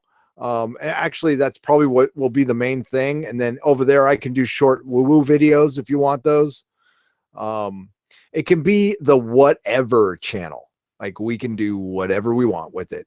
We can do watch parties over there, and then I don't have to worry about the algorithm here. It actually worked out great. I had no intention of starting another channel or just a live channel because that's just another channel to take care of. I mean, it kind of draws away, but since it's there, I might as well use it now. And I still use it for Patreon. I unlist the videos there and I use it for Patreon.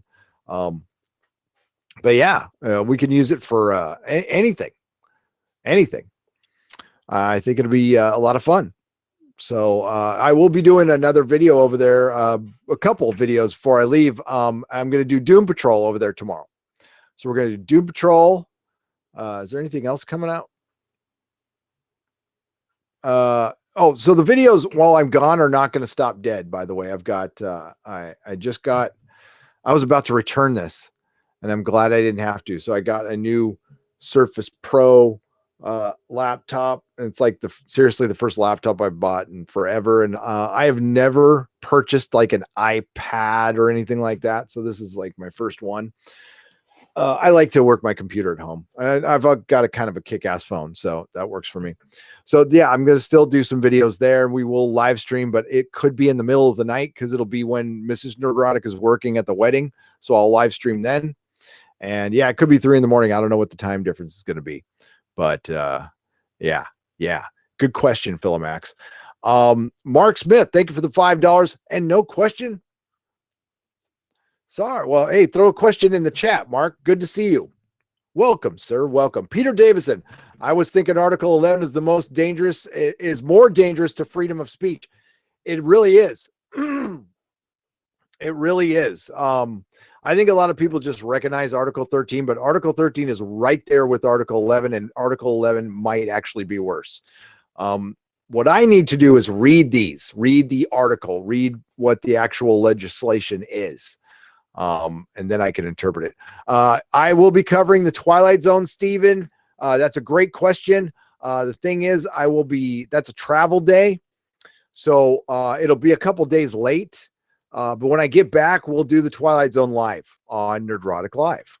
There you go. Thank you so much. Stone Cold Jeremy. It's good to see a Jeremy in the house. What is up, my friend? Keep being awesome. Love your channel and the community that we all belong to. Glad to see your channel is back. Showing some toxic masculinity with the muscle, with the arm there. Yes.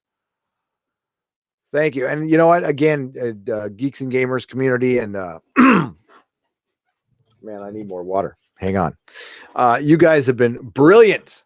Note, Article 13, I believe, is now 17 confirmed chat.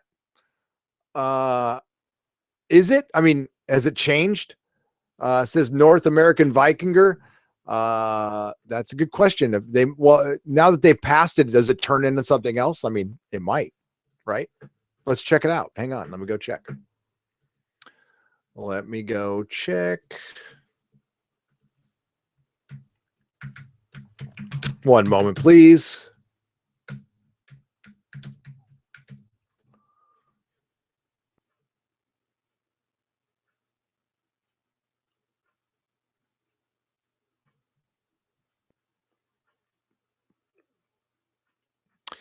Man, there's a lot of Article 13 videos. I should probably make one. I don't see anything about that, but let's go take a.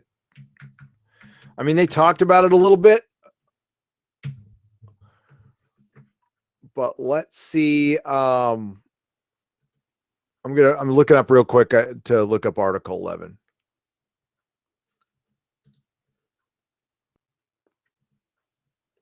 All right, let's read this real quick. I'll be right back with you. I'm gonna just pop this up and we're gonna read this. Oh man, Europe, I am so sorry you have to deal with this shit. God, this was yeah. This is what happens when trade unions start. And oh boy. Oh boy. A lot of people saw this coming. Not the copyright thing, but stuff like this coming. Okay, what could happen as a result of Article 11? It's possible that users will see less news and social media, as it will cost money for it to appear there. Google, Twitter, Facebook, and the rest could start to form their own newsrooms, form curators to creators. A pitfall of this would be small independent newsrooms would have a much more difficult time in growing an audience in a world saturated by major news outlets. Without aggregation, smaller outlets would have to rely on SEO practices, which are massively ambiguous, difficult to exploit, and according to recent reports, completely unreliable. Google recently ran an experiment which essentially simulated the internet under Article 11 to see how different it was. The results were worrying, especially for sites that rely on advertising revenue as a revenue stream. Google altered the results to not include pictures and very limited amounts of preview text to avoid paying fines under the law. The experiment showed that even in a moderately strict version of the scenario, there was a 45% reduction in traffic to the news sites.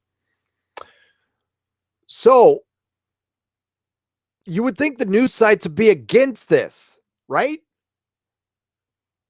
Are they that dumb? Or I mean, or are they just are the politicians just using them as an excuse and they don't want to do this?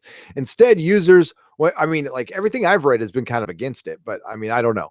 Instead, users went to non-news sites and social media to get the news they searched for, a direct contradiction of the aims of the directive. Exactly.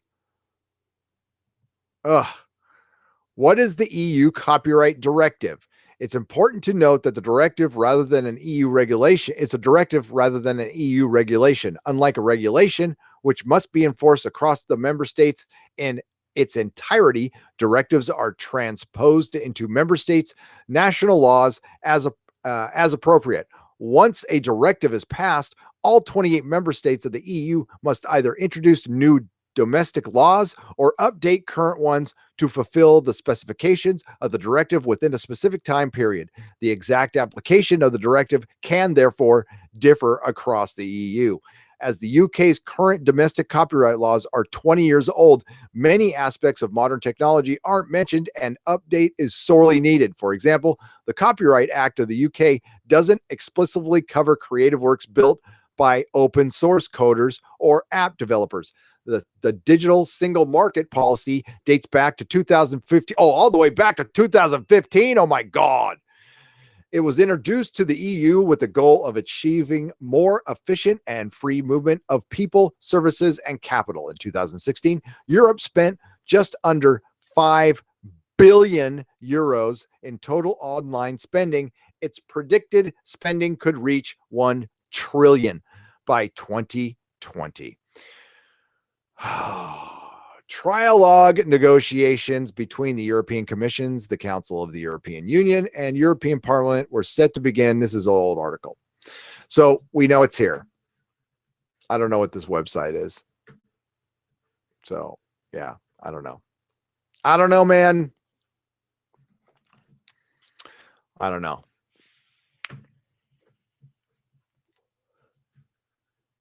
Let's look at the super chats.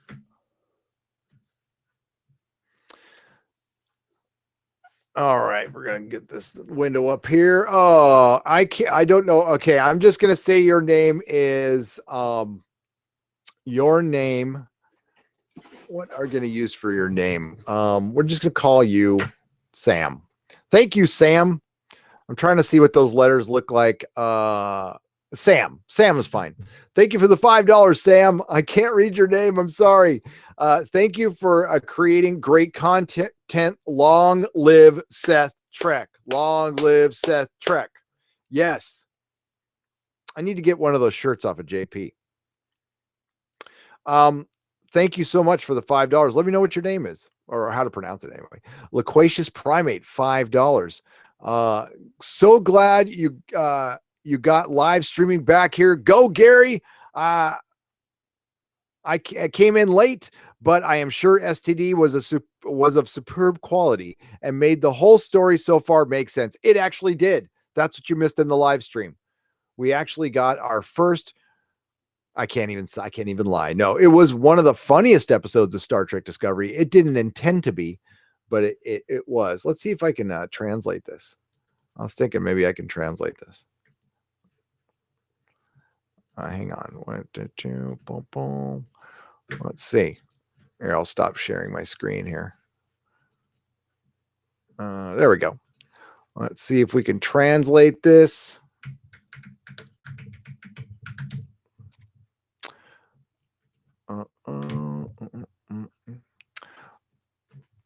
Okay. I'm going to try to pronounce this. It's Lee. I was way off with the name. Hello, Lee. Lee Zishang. My horrible Americanness probably destroyed that, but thank you, Lee, for the super chat. I love the Google Translate. All right. Oh, what's up, Comics Division? Hey, everybody. That is my my Friday Night Tights permanent co-host. We just negotiated on a salary, which was free. It was a very tough negotiation, but I said I wasn't going to pay him. Straight up. He's got to earn his keep here. No. We love Comics Division. Go subscribe to Comics Division, and maybe he'll make another video. He's made like 4 in the last month, I think. That is like binging material right there. Hey, oh, look who's here. The man, the myth, the man with the stones to take on CBS All Access. The man, as far as I know, and this is my opinion, I'm not speaking for him, the man who has not accepted a settlement, the man who won't accept a settlement, the one who's fighting for other independent creators, especially independent gamers who get pushed around by these big companies. Anas Abdeen, everybody. It's astronaut. It says an astronaut cartoon. Here he is right here. So glad to see you back, Gary. Keep up the good work. We all love you and got your back. Everybody, hashtag justice for Anas.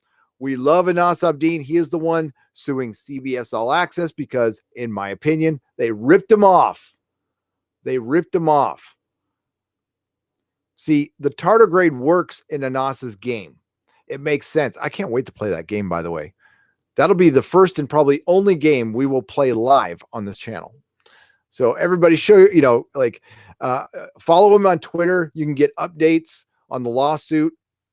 And listen, we would never begrudge this man for asking for a GoFundMe or anything. Has not done that yet. Not as far as I know, but if he did, awesome. I would support it. I would share it. Oh man, Artemis, I just missed what you were going to say there. The chat just jumped on me, buddy. I thought you said you were trying to tell me something here, but make sure you take breaks when you need to. Oh, talking to Mary. Yes, Mary, take breaks when you need to, please. I know you've been you had a Doomcock stream today, for Christ's sake. I heard him yelling about Ryan Johnson. God bless Doomcock. His name is Lee Zishang. Thank you, Nefarious Fool. I appreciate you. I appreciate all of you. There we go. Oh, there he is. You can call me 1057. It's a DEF CON thing. 1057. That's what you're called from now on. And I love your stuff. Keep it going. Love you too. Love you too. Thank you so much. Thank you for the $5. Nicholas Glenn, the great Nicholas Glenn. Hey, you can live stream again. What happened? Brief recap.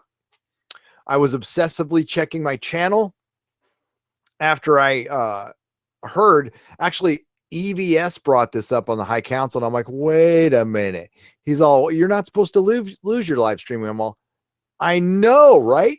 And I remember seeing a Creator Insider video saying you weren't supposed to lose your live stream. They had since changed the rules a little bit. You know, you lose it immediately, maybe on I don't even think it's on guideline strikes anymore. But so I kept on checking back, and I had sent my email. And then Mecha Random sent an email today saying, hey, I got hit by the same company, and they usually drop it. It's basically a company trying to make a name for itself, and it's out there just basically spamming the internet with their bots and hitting people with copyright strikes. And maybe it's in, you know, preparation for Article 13, Article 11. I don't know. I should probably just make a separate video on this. So I kept checking, and it popped up this afternoon, and I was going to go live immediately. And then our friend Doomcock went live. I'm like, oh my God, that's going to be 7 hours. So I was going to give him a couple more hours, and then Jeremy and Odin went live, and I'm like, I'll just wait. So that's what happened, Nicholas Glenn. Thank you for the $1.99. Vin Vega, $5. Happy your channel didn't get totally boned by Article 13, Section 31 controls bots. Oh my God, it is Section 31. It's the AI that doesn't know, that wants to be an AI. Control bots don't bend the knee, Gary. Never.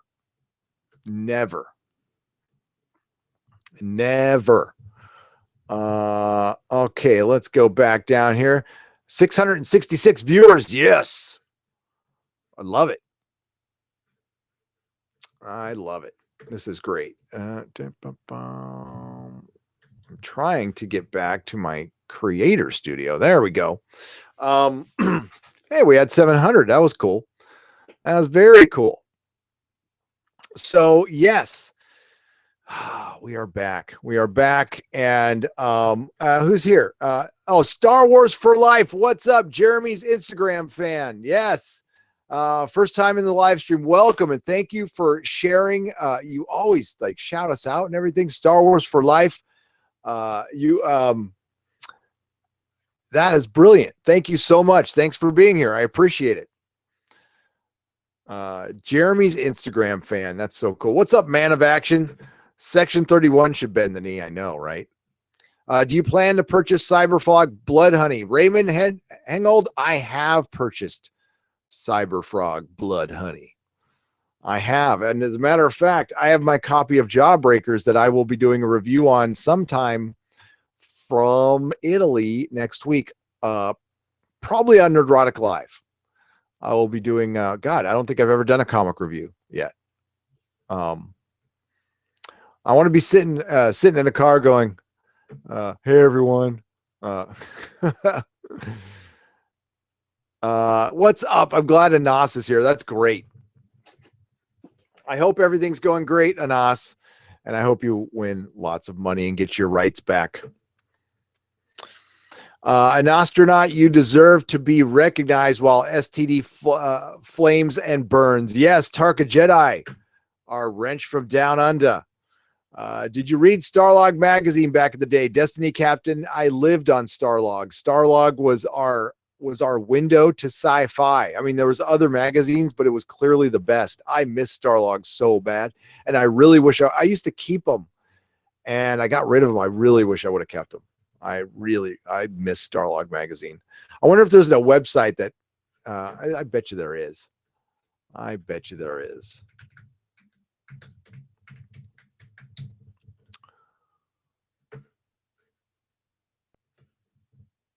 There's an archive. Yeah, here it is.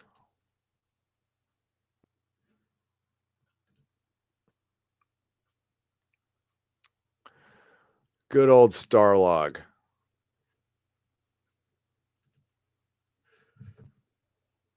Oh, look at that. That is so beautiful. That is so beautiful. Look at this cover. Let's just stare at that beauty for a little while. Doug, are you still in here? Official Dougie J and I used to read it cover to cover. Includes 16 pages of color photos, everyone, including the bionic woman behind the scenes, the future of Space 1999. Will the changes help? David Bowie's new sci-fi movie, latest news, sci-fi movies, TV, books, records, etc. Records. Star Trek complete guide, all 79 episodes. William Shatner, Leonard Nimoy, Isaac Asimov. Rare color picks. Oh man, I wish I had that. I want the original. To have the original of this painting right here would be amazing. King Kong, the old versus new. Premiere issue August. The year of my birth, $1.50. So this must have come out mid 70s, 76, something like that. That's freaking great. What's this? Oh, damn. Logan's Run. Oh, this is brilliant.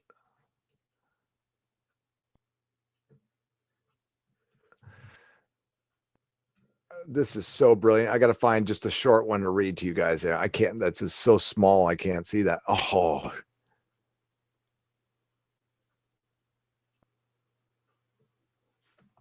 let's see if I can blow this up a little bit.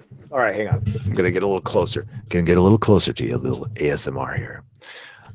Science fiction writers persist in building stories around the idea of telekinesis, the mind having a direct effect on the existential world without the need to. Oh man, they're using instrumentally. God, I can't. It's so small, I can't read it. Is there like a zoom on this thing, man? Oh, there is. Okay, zoom in. There we go. That's much better. Instrumentally, which has no scientific basis whatsoever and defies much of what is known about the laws of nature. The Star Trek episode that most exploited the idea, Plato's Stepchildren, did not question the scientific validity of the theory either, but instead it accomplished an ethical refutation. The story said, yes, telekinesis is possible, but it is undesirable because it leads to decadence. Through the loss of a sense of accomplishment, Star Trek managed to challenge the sadly common urge that probably gave rise to the notion in the first place, a secret desire to avoid work. That is cool. That is so cool. I'm sorry, this might be boring some of you, but I'm being flooded with memories now. I have not looked at a Starlog magazine in a long time. Shit. Oh, look at this. What the hell is that? That is so wonderful. I love that picture. Oh, wait, what's this? He's got a motorcycle and a bow.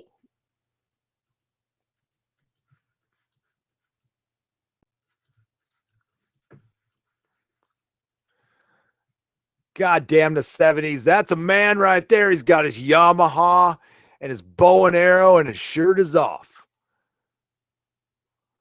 He goes home and his condominium smells of rich mahogany. He has many leather-bound books. He throws his styrofoam wrappers out of his car, thinking of more things from the 70s. He enjoys Playboy magazine for the articles. A Yamaha. I mean, like, really, nothing says the 70s more than this picture right here. Forget all the disco crap. It was all about hairy men and hairy women and dirt bikes, bangs, bowl cuts. Yeah, the 70s. That's freaking great. Oh my God. Hang on. Oh, I'm zooming in too much. Sorry. The Shat. What the hell is this? Easy now. You lose your wig. Oh, the Shat.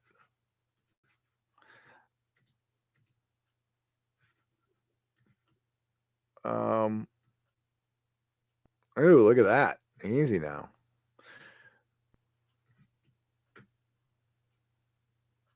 Wow.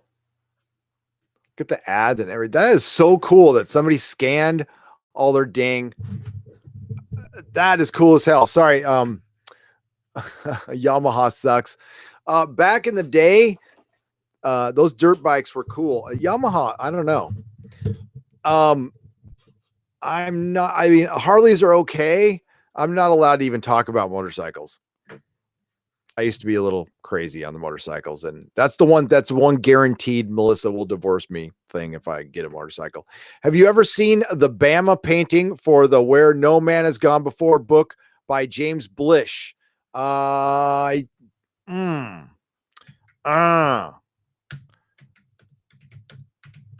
sure I have. I'm going to look it up now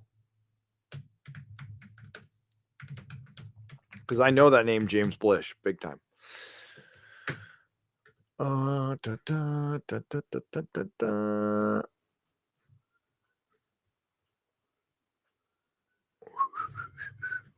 Whoa. Yeah, that's badass. I can't say I remember this painting at all, but it's beautiful, Mark. Thank you for the super chat. Hey, you guys want to see a cool painting by my friend?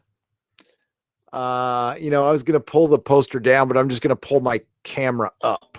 All right. So you guys there's a great story behind this. I got to move something here real quick.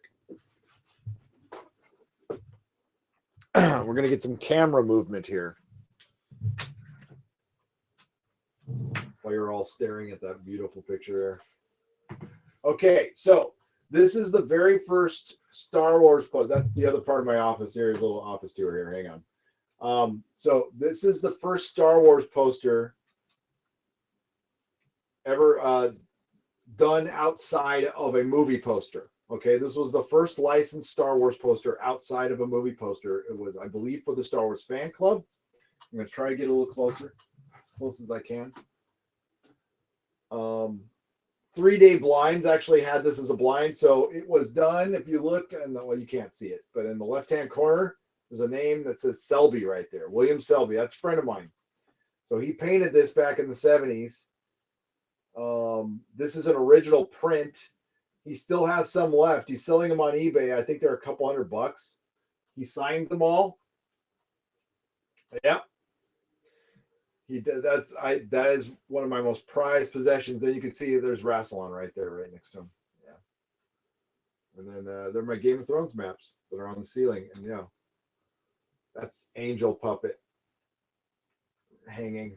So yeah, there's a whole part you guys don't even see. You're gonna look to the side. That's to the left of me while I sit down. Oh, there's my Monty Python box set. I love that right there. I always forget I put it there. Okay, hang on. Turning around now.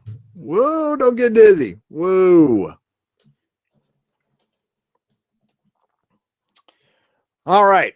Let's get back to the super chats here. Thanks for indulging for a second there. That is really cool, Mark. Thanks. I'm going to be reading Starlog until the end of time now. That is brilliant. Okay, Dark Star 57. Gary, if you have a Kindle Unlimited, you can access the Starlog magazines. I don't, but I think my Mrs. Nerdrotic might still have one. We'll have to see. Thanks, Dark Star. Mark C. Again, there's another painting showing Kirk and Spock. Bama was famous for painting the Widow's Peak version of Doc Savage. Oh, okay. I love that version of Doc Savage, by the way. Mark C, you know your shit. I love that. Sharing love. Did you get my email? Philamax. I will check. I can check right now. When did you send it, Philamax? And is it under? Are you? Is it Philamax on the email? Honestly, I haven't checked today. I was going to use the weekend to check, but I actually need. God, I need to check because somebody wants to sponsor us. I'm going to look into it, but I'm like, do you know what we do here? I'm going to search it. That's not coming up. So yeah, it's I don't see and it's probably not under your screen name, Philamax. So Philamax, I'll search it again. Just a moment, folks. I know this is really boring on live streams, but man said a super chat. No, I'm not seeing it. Put Philamax in the email, then I'll be able to find it. But I'll eventually get to it. I will. I'm going to read a bunch tonight. Thank you, Philamax. I'm sorry I didn't see it earlier. My apologies. Thank you for the Australian $2.99. Price is Right review, $5. Hey, welcome back, bro. Looks like you won your appeal. I have won my live stream rights back, and yes, we won. We won. Well, I mean, I didn't do anything wrong. Gotcha. Okay, gotcha, Philamax. Thank you. I didn't want you to blast your name out, but we're loading right now. Oh God, I don't want all that.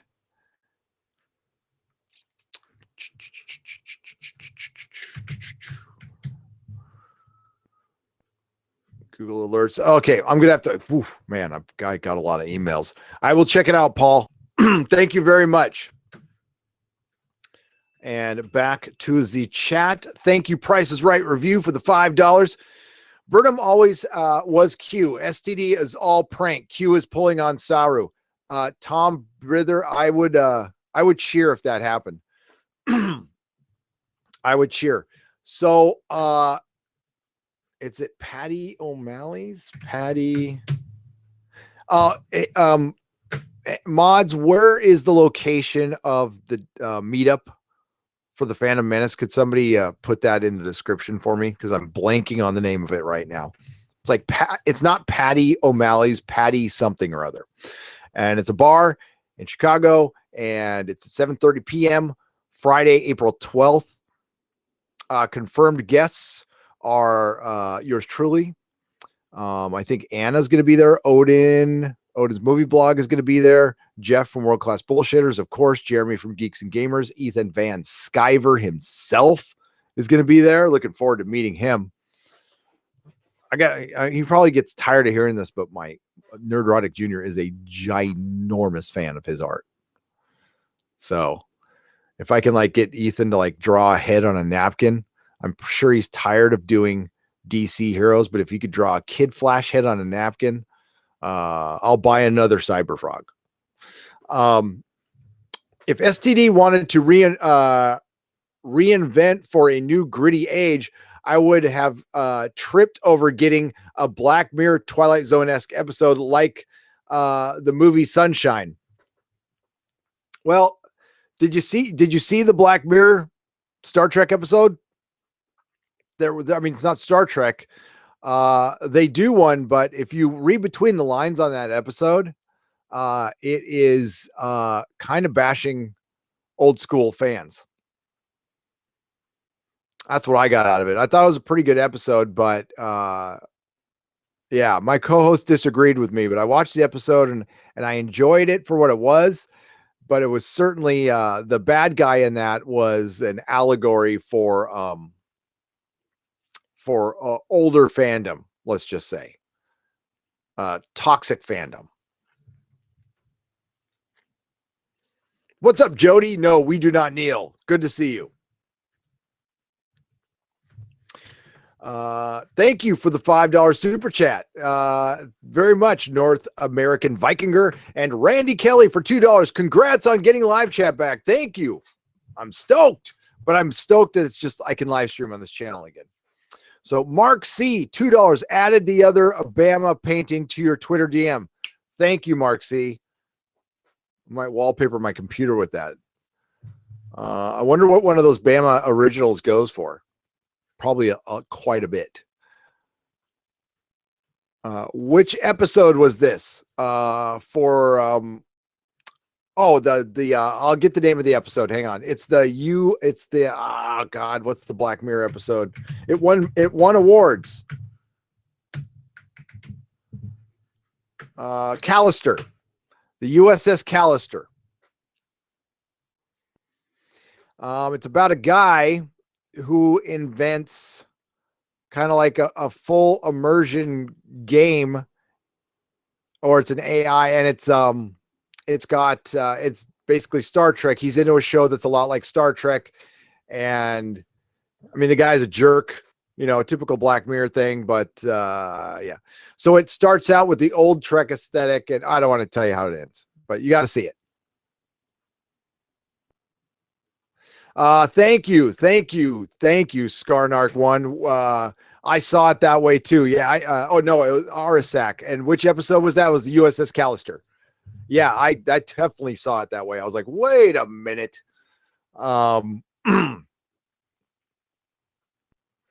Toxic fandom is real fandom. It is fandom. There's no such thing as toxic fandom. There's just a lot of new people to this. And it's kind of our job to soften the blow a little bit, but listen, you got to be able to mix it up, have some fun. And I'm sorry, it sounds really insensitive to say don't be so sensitive, but like how else am I supposed to effing say it? We've all lived different lives. We live our lives based on our experiences. Some of us have had hard we've all had hardships in our lives, and that doesn't define us, but it certainly helps build character, like our pops and our moms used to say. But don't let it define you. So like God, that the whole thing with Star Trek Discovery Night, to circle it back, they used Spock's dyslexia, and Spock was being a total effing victim in the show, and then Michael Burnham had to give him a pep talk. You're not a victim if you have dyslexia. I'm sorry. I mean, every human being on earth has some form of learning disability. Okay. Very few do not. So we've all got something, we can't use it as an excuse.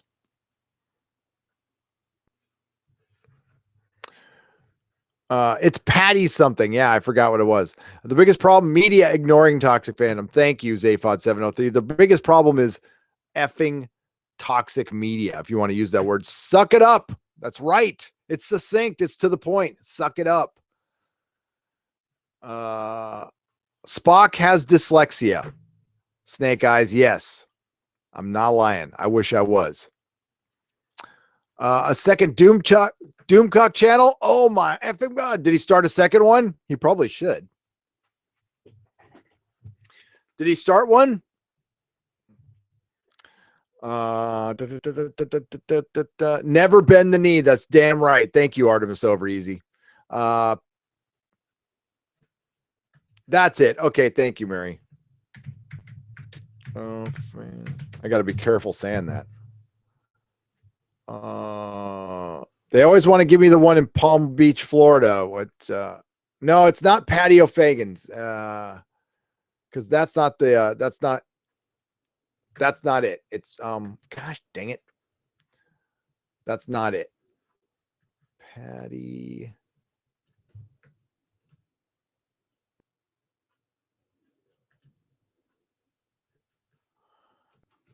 Patty, hey, say, hang on. Chicago. It's not going to help at all.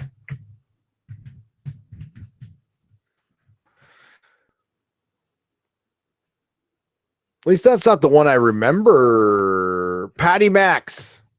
Patty Max on 4157 here. I'll share this for you all and then I'll link the website. So April 12th, 7:30, mark it in your calendar. Many of us will, I don't know what the live streaming will be like, but I think we will be live streaming from this event. I don't know how enjoyable that will be, but I'm sure it'll be fun. This is it right here. Festive joint with an eclectic pub grub menu. I love pub grub. Multiple TVs for the sports ball fans. Darts. Oh my God. They're going to give YouTubers darts. No. That's like giving a 5-year-old lawn darts. And shuffleboard. I love shuffleboard. Oh my God. I'm going to have so much fun at this place. Open mic on April 2nd, everybody.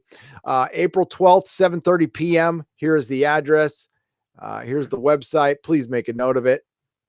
I'm putting it in the description. Glenn Saunders, what's going on? Al Bundy, what's going on? Carrie P, Dr. Forbin Colossus, what's up? Bangers and Mash, yes. Yes, oh, I'm getting hungry. Flopping has been. What is going on? Bionic belly button. Good day to you. Blasted Heath. Chris D.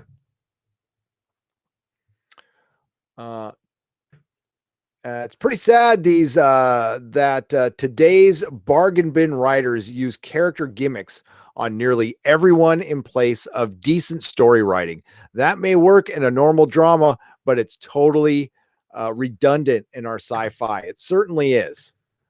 It certainly is.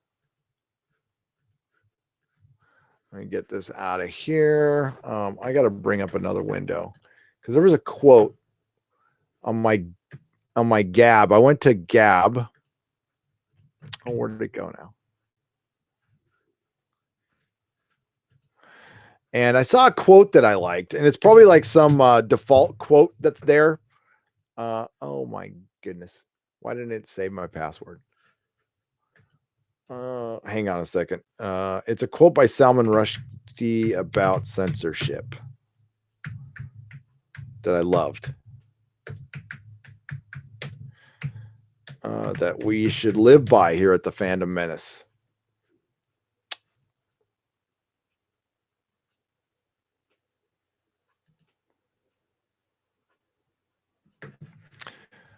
Give me just a second. Hang on. And while I'm here, I might as well message Dave Cullen, shall I? Talk amongst yourselves. Hang on. Be right there. It's a one-man show. Ghost Rider 040103. And are you guys just staring at this menu? That's boring. Sorry. And then we're going to look at this quote that was on my Gab. And I think it's like a default quote. So I don't remember putting it on my Gab. Gab is like the alternative to Twitter. And what's funny is Gab is my initials, Gary Allen Beekler.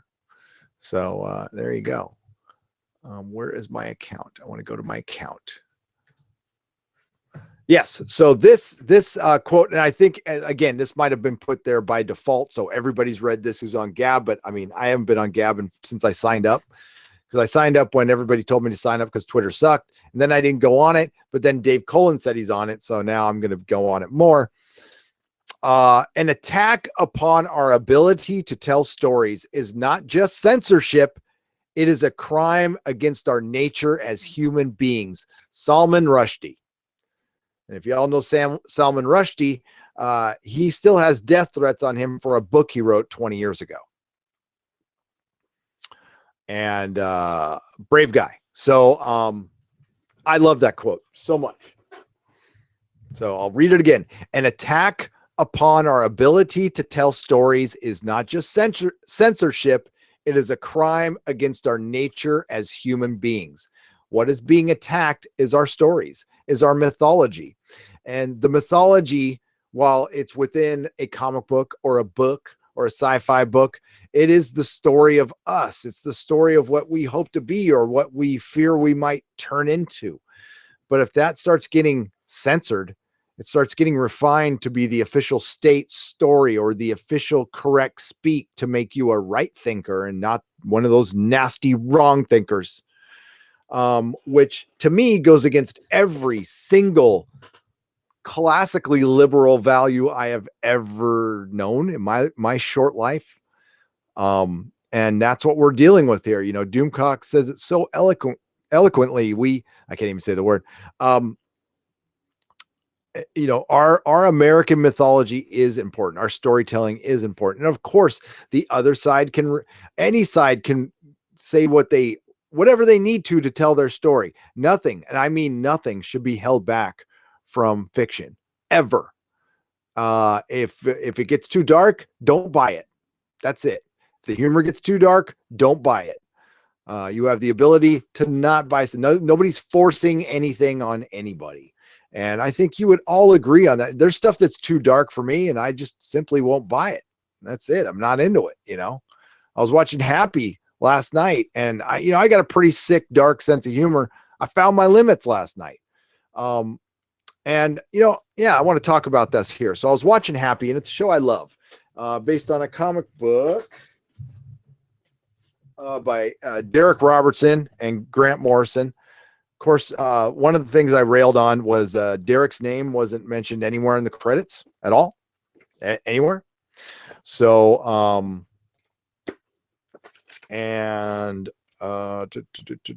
so this book's pretty dark. It's about a Santa Claus who kidnaps children and in the TV show, it's child trafficking for a children's show host named Sonny, who ships these kids as Christmas presents to elites to do with whatever they want.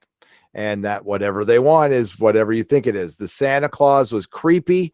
So one girl named Haley gets caught, and her imaginary friend actually is alive and goes to find somebody to help her. He finds a drug-addicted, alcoholic ex-cop hitman played by Christopher Maloney to perfection.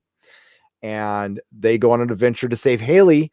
And at the end, it's pretty damn dark.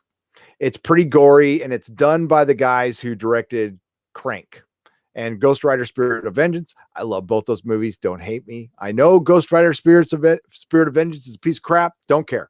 I like it. So this is Happy, drawn by my friend Derek, and I showed it last night. There's a little Happy right there. And then there's, I'm sure most of you have seen this, but I'm going to show it off anyway. There's me getting stabbed in the mouth with a scalpel.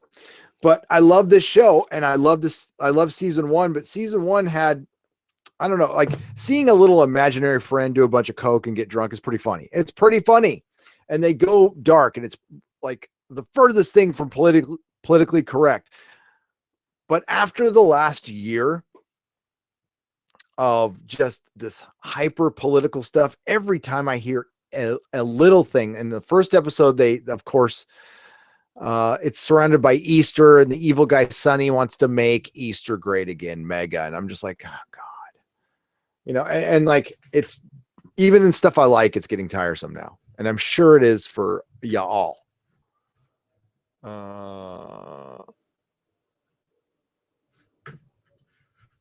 Okay, let's get back to the chat here. All that for a quote. That was a lot. That was a lot for a quote. Hang on. Oh, wow. Okay. Josiah Rises, what's up? Hey, I just got your notification for your video on Jordan Peele. So your notifications work. What's up, buddy? $5. Glad you're back streaming on your main channel, Gary. Keep being awesome, my friend. You keep being awesome. And we got to talk about The Thing tomorrow. The Thing. You know what I'm talking about. Thanks, Josiah. I appreciate it, man. Demonic Bioman, $2. Glad Neurotic is back. Remember 60K Tijuana? Oh, yeah. I got to tell the Tijuana story. Tell you what, I'll tell you the Tijuana story tomorrow on Nerdrotic. I'll tell you 2 stories that will rock your world. I got 2 stories that'll knock your socks off. We'll do story time in the last hour of the podcast. We don't want to scare anybody new off. But I will tell you know what? I'll do it. I don't think we're hitting 60 tomorrow, but that's fine. TK for $10. Just saw your live. This is for the great content. Hashtag Fandom Menace lives. And again, thank you to the Fandom Menace, which is all of you, which is Josiah, which is Odin, Jeremy, Jeff, EVS, SC Reviews, John Talks, Mecha Random 42, Midnight Says After Dark, Doomcock. I love that it's growing. Comics Division. Jesse at Mindless Entertainment, who cracks me up every time she does a video, even though she's wrong about most things. And that Star Wars girl. But you know what's great about Jesse is she sounds right. And that's the most important thing. And I'm sure she is to her. And it's wonderful. That's why I like her. I got to talk to her a little bit on a live stream. That was kind of cool. Thank you. Thank you, TK. I love Scotch. Scotchity Scotch. Yes, I'm a Ron Burgundy fan. I'm from San Diego. I have to like Ron Burgundy. Well, I'm from Wales Vagina. Sorry. $5. Thank you so much. Nothing to say other than I love Scotch. I guess you're just drinking some Scotch right now and super chatting. That's cool. Thank you. I love Scotch. Tokyo Gaijin for 600 yen. Glad you're back. I am glad to be back. I am glad you're here with me. Thank you, Tokyo Gaijin. Thank you, Josiah Rises, Demonic Bioman, Mark C., North American Vikinger, Randy Kelly, I love Scotch, Tokyo Gaijin, and, excuse me, Joanne of Arc, 33, 1999. Wow, that is a very generous super chat. Thank you. LOL, I just had to. You're giving me goosebumps with this wisdom. Did I say something wise? Oh, that was Salman Rushdie. I didn't say anything wise. But thank you. No, thank you so much. I appreciate it. Joan of Arc 33. Trina Guthridge for $1.99, but no question or comment or criticism, because you can criticize here. I don't mind. But I do highly recommend that you pick up this trade paperback at your local comic book store. Which I think they still have the comic book shop locator, which you can Google, or 1-800 comic, I think it is. And yeah, it's like the art, like it's just sick. I mean, I got to find a good one.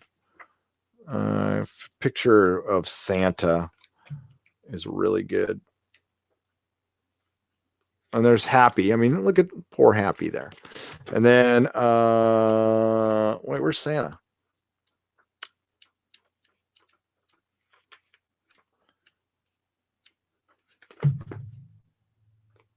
Oh, now I can't find it. See, you can. Oh, yeah. See, well, this kind of gives it a little bit away, but yeah. That's freaking brilliant. And Derek bases everybody he puts in a book on somebody he knows. So, yeah, like the Transmetropolitan's editor is Mike O'Brien, a guy who used to manage Tower Records here in San Francisco. You can broaden the quote to resonate in the present moment. That's the wisdom. Yes. Thank you. Thank you, Joan of Arc 33. You're brilliant. You're very wise.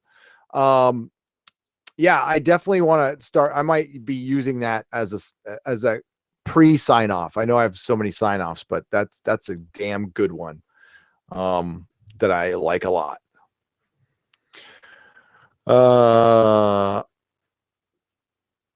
I gave up on it years ago. Only useful when looking at porn. Computers, phone, anything that helps you look up porn is useful. I would say it's useful. Yeah, if any industry's got anything to complain about, it's the porn industry. They lost all kinds of money. Hey, Josiah, you're going to be at the meetup, right? Josiah? Because I announced that you're going to be there, so I hope you're going to be there. I got my signed copies of Happy thanks to Gary. You are welcome, Brian Smart. You are so welcome. Starlog is over at archive.com. The downloads are there. You can read it too. Oh, cool. Believe me, I'm going to download a crap load because I have a 16-hour flight ahead of me. Hashtag the wisdom of comics. I love that. I love that. There's tons of wisdom in comics. How many of us have come on here, Man of Action? You go to all the comic people. How many of us said I've learned how to read from comic books. I mean, not that I'm a good reader or anything, but back in business, Kyer Skills. Is it Kyer or Kira Skills? I got it. Killer Skills, like that. Should I sign copies of Atlantis Chronicles and I'm Standing Your Way? Yes, Mike Brown. Yes. I will review it. Geeking, Gaming, and Kissing the Sky. Woohoo, Red Monarch. Excuse me while I kiss this guy.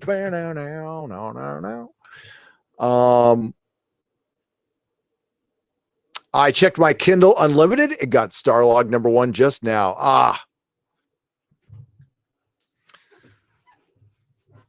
But I can't get it out of my head now. I want to get I'm going to check. Hang on a second. This is really bad. Acronym for Know Your Rank. Oh, Know Your Rank Skills. Got you. Thank you so much. Very good. So are you going, Josiah? You probably answered and I'm on a delay. That's fine. Un momento. Let's go over here. I just out of curiosity, I got to see. Starlog magazine collection.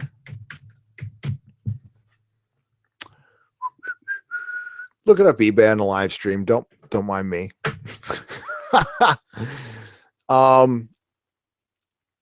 Starlog, huge collection, great condition, pick up, no shipping. $225. That better be a lot of Starlogs, buddy. That's a lot of Starlogs. He's basically got 1 through 185. Yeah, so he's almost got 200 issues plus some specials. That's still a little high. I'd give him where is he? Oh, he's in Burbank. Oh, okay. Put that in the watch list and carry on with the live stream. There we go. Cough, cough. Before the internet used to have to buy porn from a shady corner store, but they had great comics too. I removed all the porn from my comic shop. Nope. I've told you that story will be for tomorrow too. We won't tell that story here. We won't tell that story here. No. All right. Well, it's getting late, folks, man. I could go all night, but I really need to eat. I should have ate beforehand, but I'm very happy to be back. I'm going to run the Patreon video, the correct one this time. So I'm not going anywhere just yet because I want to repeat some stuff. Basically what's going on with the other channel, what is going on. Cause that actually opens up a ton of opportunities, for everybody for enjoyment, hopefully. Let's open this. Not with that. We're going to open it with VLC.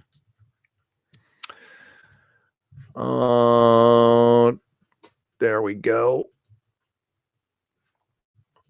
And we will read some chat while this goes. Okay, so Nerdrotic Live will remain live, and it will keep getting content. So shows like Happy, Doom Patrol, all the smaller shows, I can get back to reviewing now and not have to worry about the algorithm. So that they'll be probably, I would say, on any given week, 3 to 4 live streams a week on that channel. It'll be 100% live.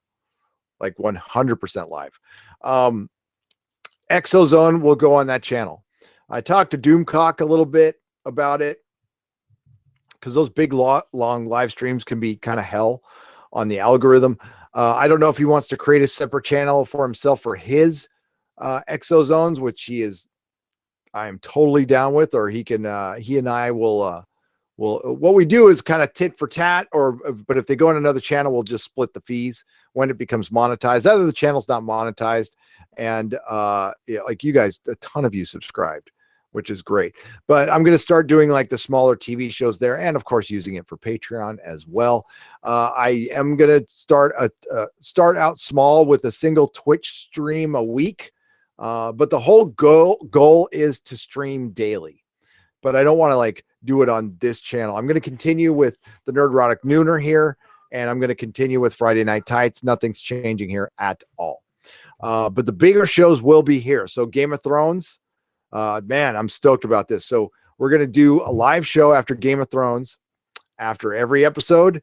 Doomcock will be co-hosting with me here, and Anna, that Star Wars girl, will join me when she can. She's going to be doing some traveling. Just if she can come on for 10 minutes, that'd be great. She's read the books as well, so her and I can geek out about that. I'm very excited. I am getting very excited, even though I did not like Game of Thrones season 7, but I seem to have forgotten it, and I'm all excited again. What else? The Expanse. If The Expanse drops weekly, I will be on Doomcock's channel live covering The Expanse, but then I'm going to do videos here. For the next week, it's going to be, I know it's been sporadic, and I apologize for that. When I get back from vacation, the scheduled live streams will be at more of a set time, but I've been kind of scrambling with the channel and getting ready for my trip. And but there will be videos, there will be live streams, but after tomorrow, not sure when. But I need to keep the algorithm going, and I bought a machine to take with me so I can make videos while I'm on the road. Plus, I'll miss you guys. I don't want to miss you guys. Tomorrow there will be a Nooner, and then I will be part of another live stream on somebody else's channel that I mean, like, can I just blab it? Josiah, are you there? Can I just blab it? We're trying to, I've talked about it. So like, I already talked about it. So Odin's movie blog. Some of us are trying to get together to do a live stream for Odin. It's not set in stone yet, but we're trying to get it together. And we'll let you all know. It'll be on Odin's channel, and we'll see who else shows up. I will definitely show up for sure. I bet you Josiah will be there too. Exozone. I don't think we're going to get one in this weekend because I'll be gone, but next weekend, even if I am gone, we'll get one in. We'll get one in. So the whole thing is I'm going to try to get at least one more video out before I go, and do a couple live streams. Doom Patrol will be tomorrow on the other channel. Please go to nerdrotic.com for the live stream schedule. And damn it, I got more super chats. I need to read super chats. Kari P, $10. Genlock is an animated web series. It is set on Earth with a hostile, autocratic, invading force known as the Union, trying to take over the world. David Tennant has a huge role in it. Really? Well, damn it. I got to watch it now. Thank you, Kari P. I appreciate it. Thank you so much. All right, everybody. Again, please go to nerdrotic.com. Josiah, what's up? I won't be able to make it. Oh, if it's tomorrow, I'm at a wedding tomorrow. Are you getting married? Congratulations. I'm just kidding. I'm just kidding. Yeah, it's the wedding season. All right. Well, we'll be thinking about you, Josiah. We'll be thinking about you. Please subscribe to Odin's movie blog, which is right there. Please subscribe to Josiah Rises, who is right there in the chat. Professor Geek, Mecha Random 42, Midnight's Edge After Dark, Doomcock, Ethan Van Skyver, Comic Artist Pro Secrets, Jeff at World Class Bullshitters, John Talks, Jeremy at Geeks and Gamers, Jesse at Mindless Entertainment, Anna, that Star Wars girl. Oh my God, I know I'm forgetting. Comics Division. I'm going to forget somebody and they're going to get mad. Don't get mad. I said Doomcock, right? Doomcock, Robot Rob, Shlomo, Anti-Trekker, who's live now, probably doing his 3-part 3 or 6-hour review of Star Trek Discovery, which should be very entertaining. All right, everybody. I'm so glad I'm back on the channel, and let's just do it again tomorrow. And I'll have a fun Tijuana story to tell. I'm sure that's a reason to tune in. And Ivan, thank you, Ivan, the helpful Mexican. Yes, Ivan, who recut John Talks, who recut the Endgame trailer perfectly. Good night, everybody. Have a great evening. And I lost that quote. I'll just say, may the small folks sing songs of your greatness. Thank you for all the love. I'm happy to be back. Cheers. See you tomorrow.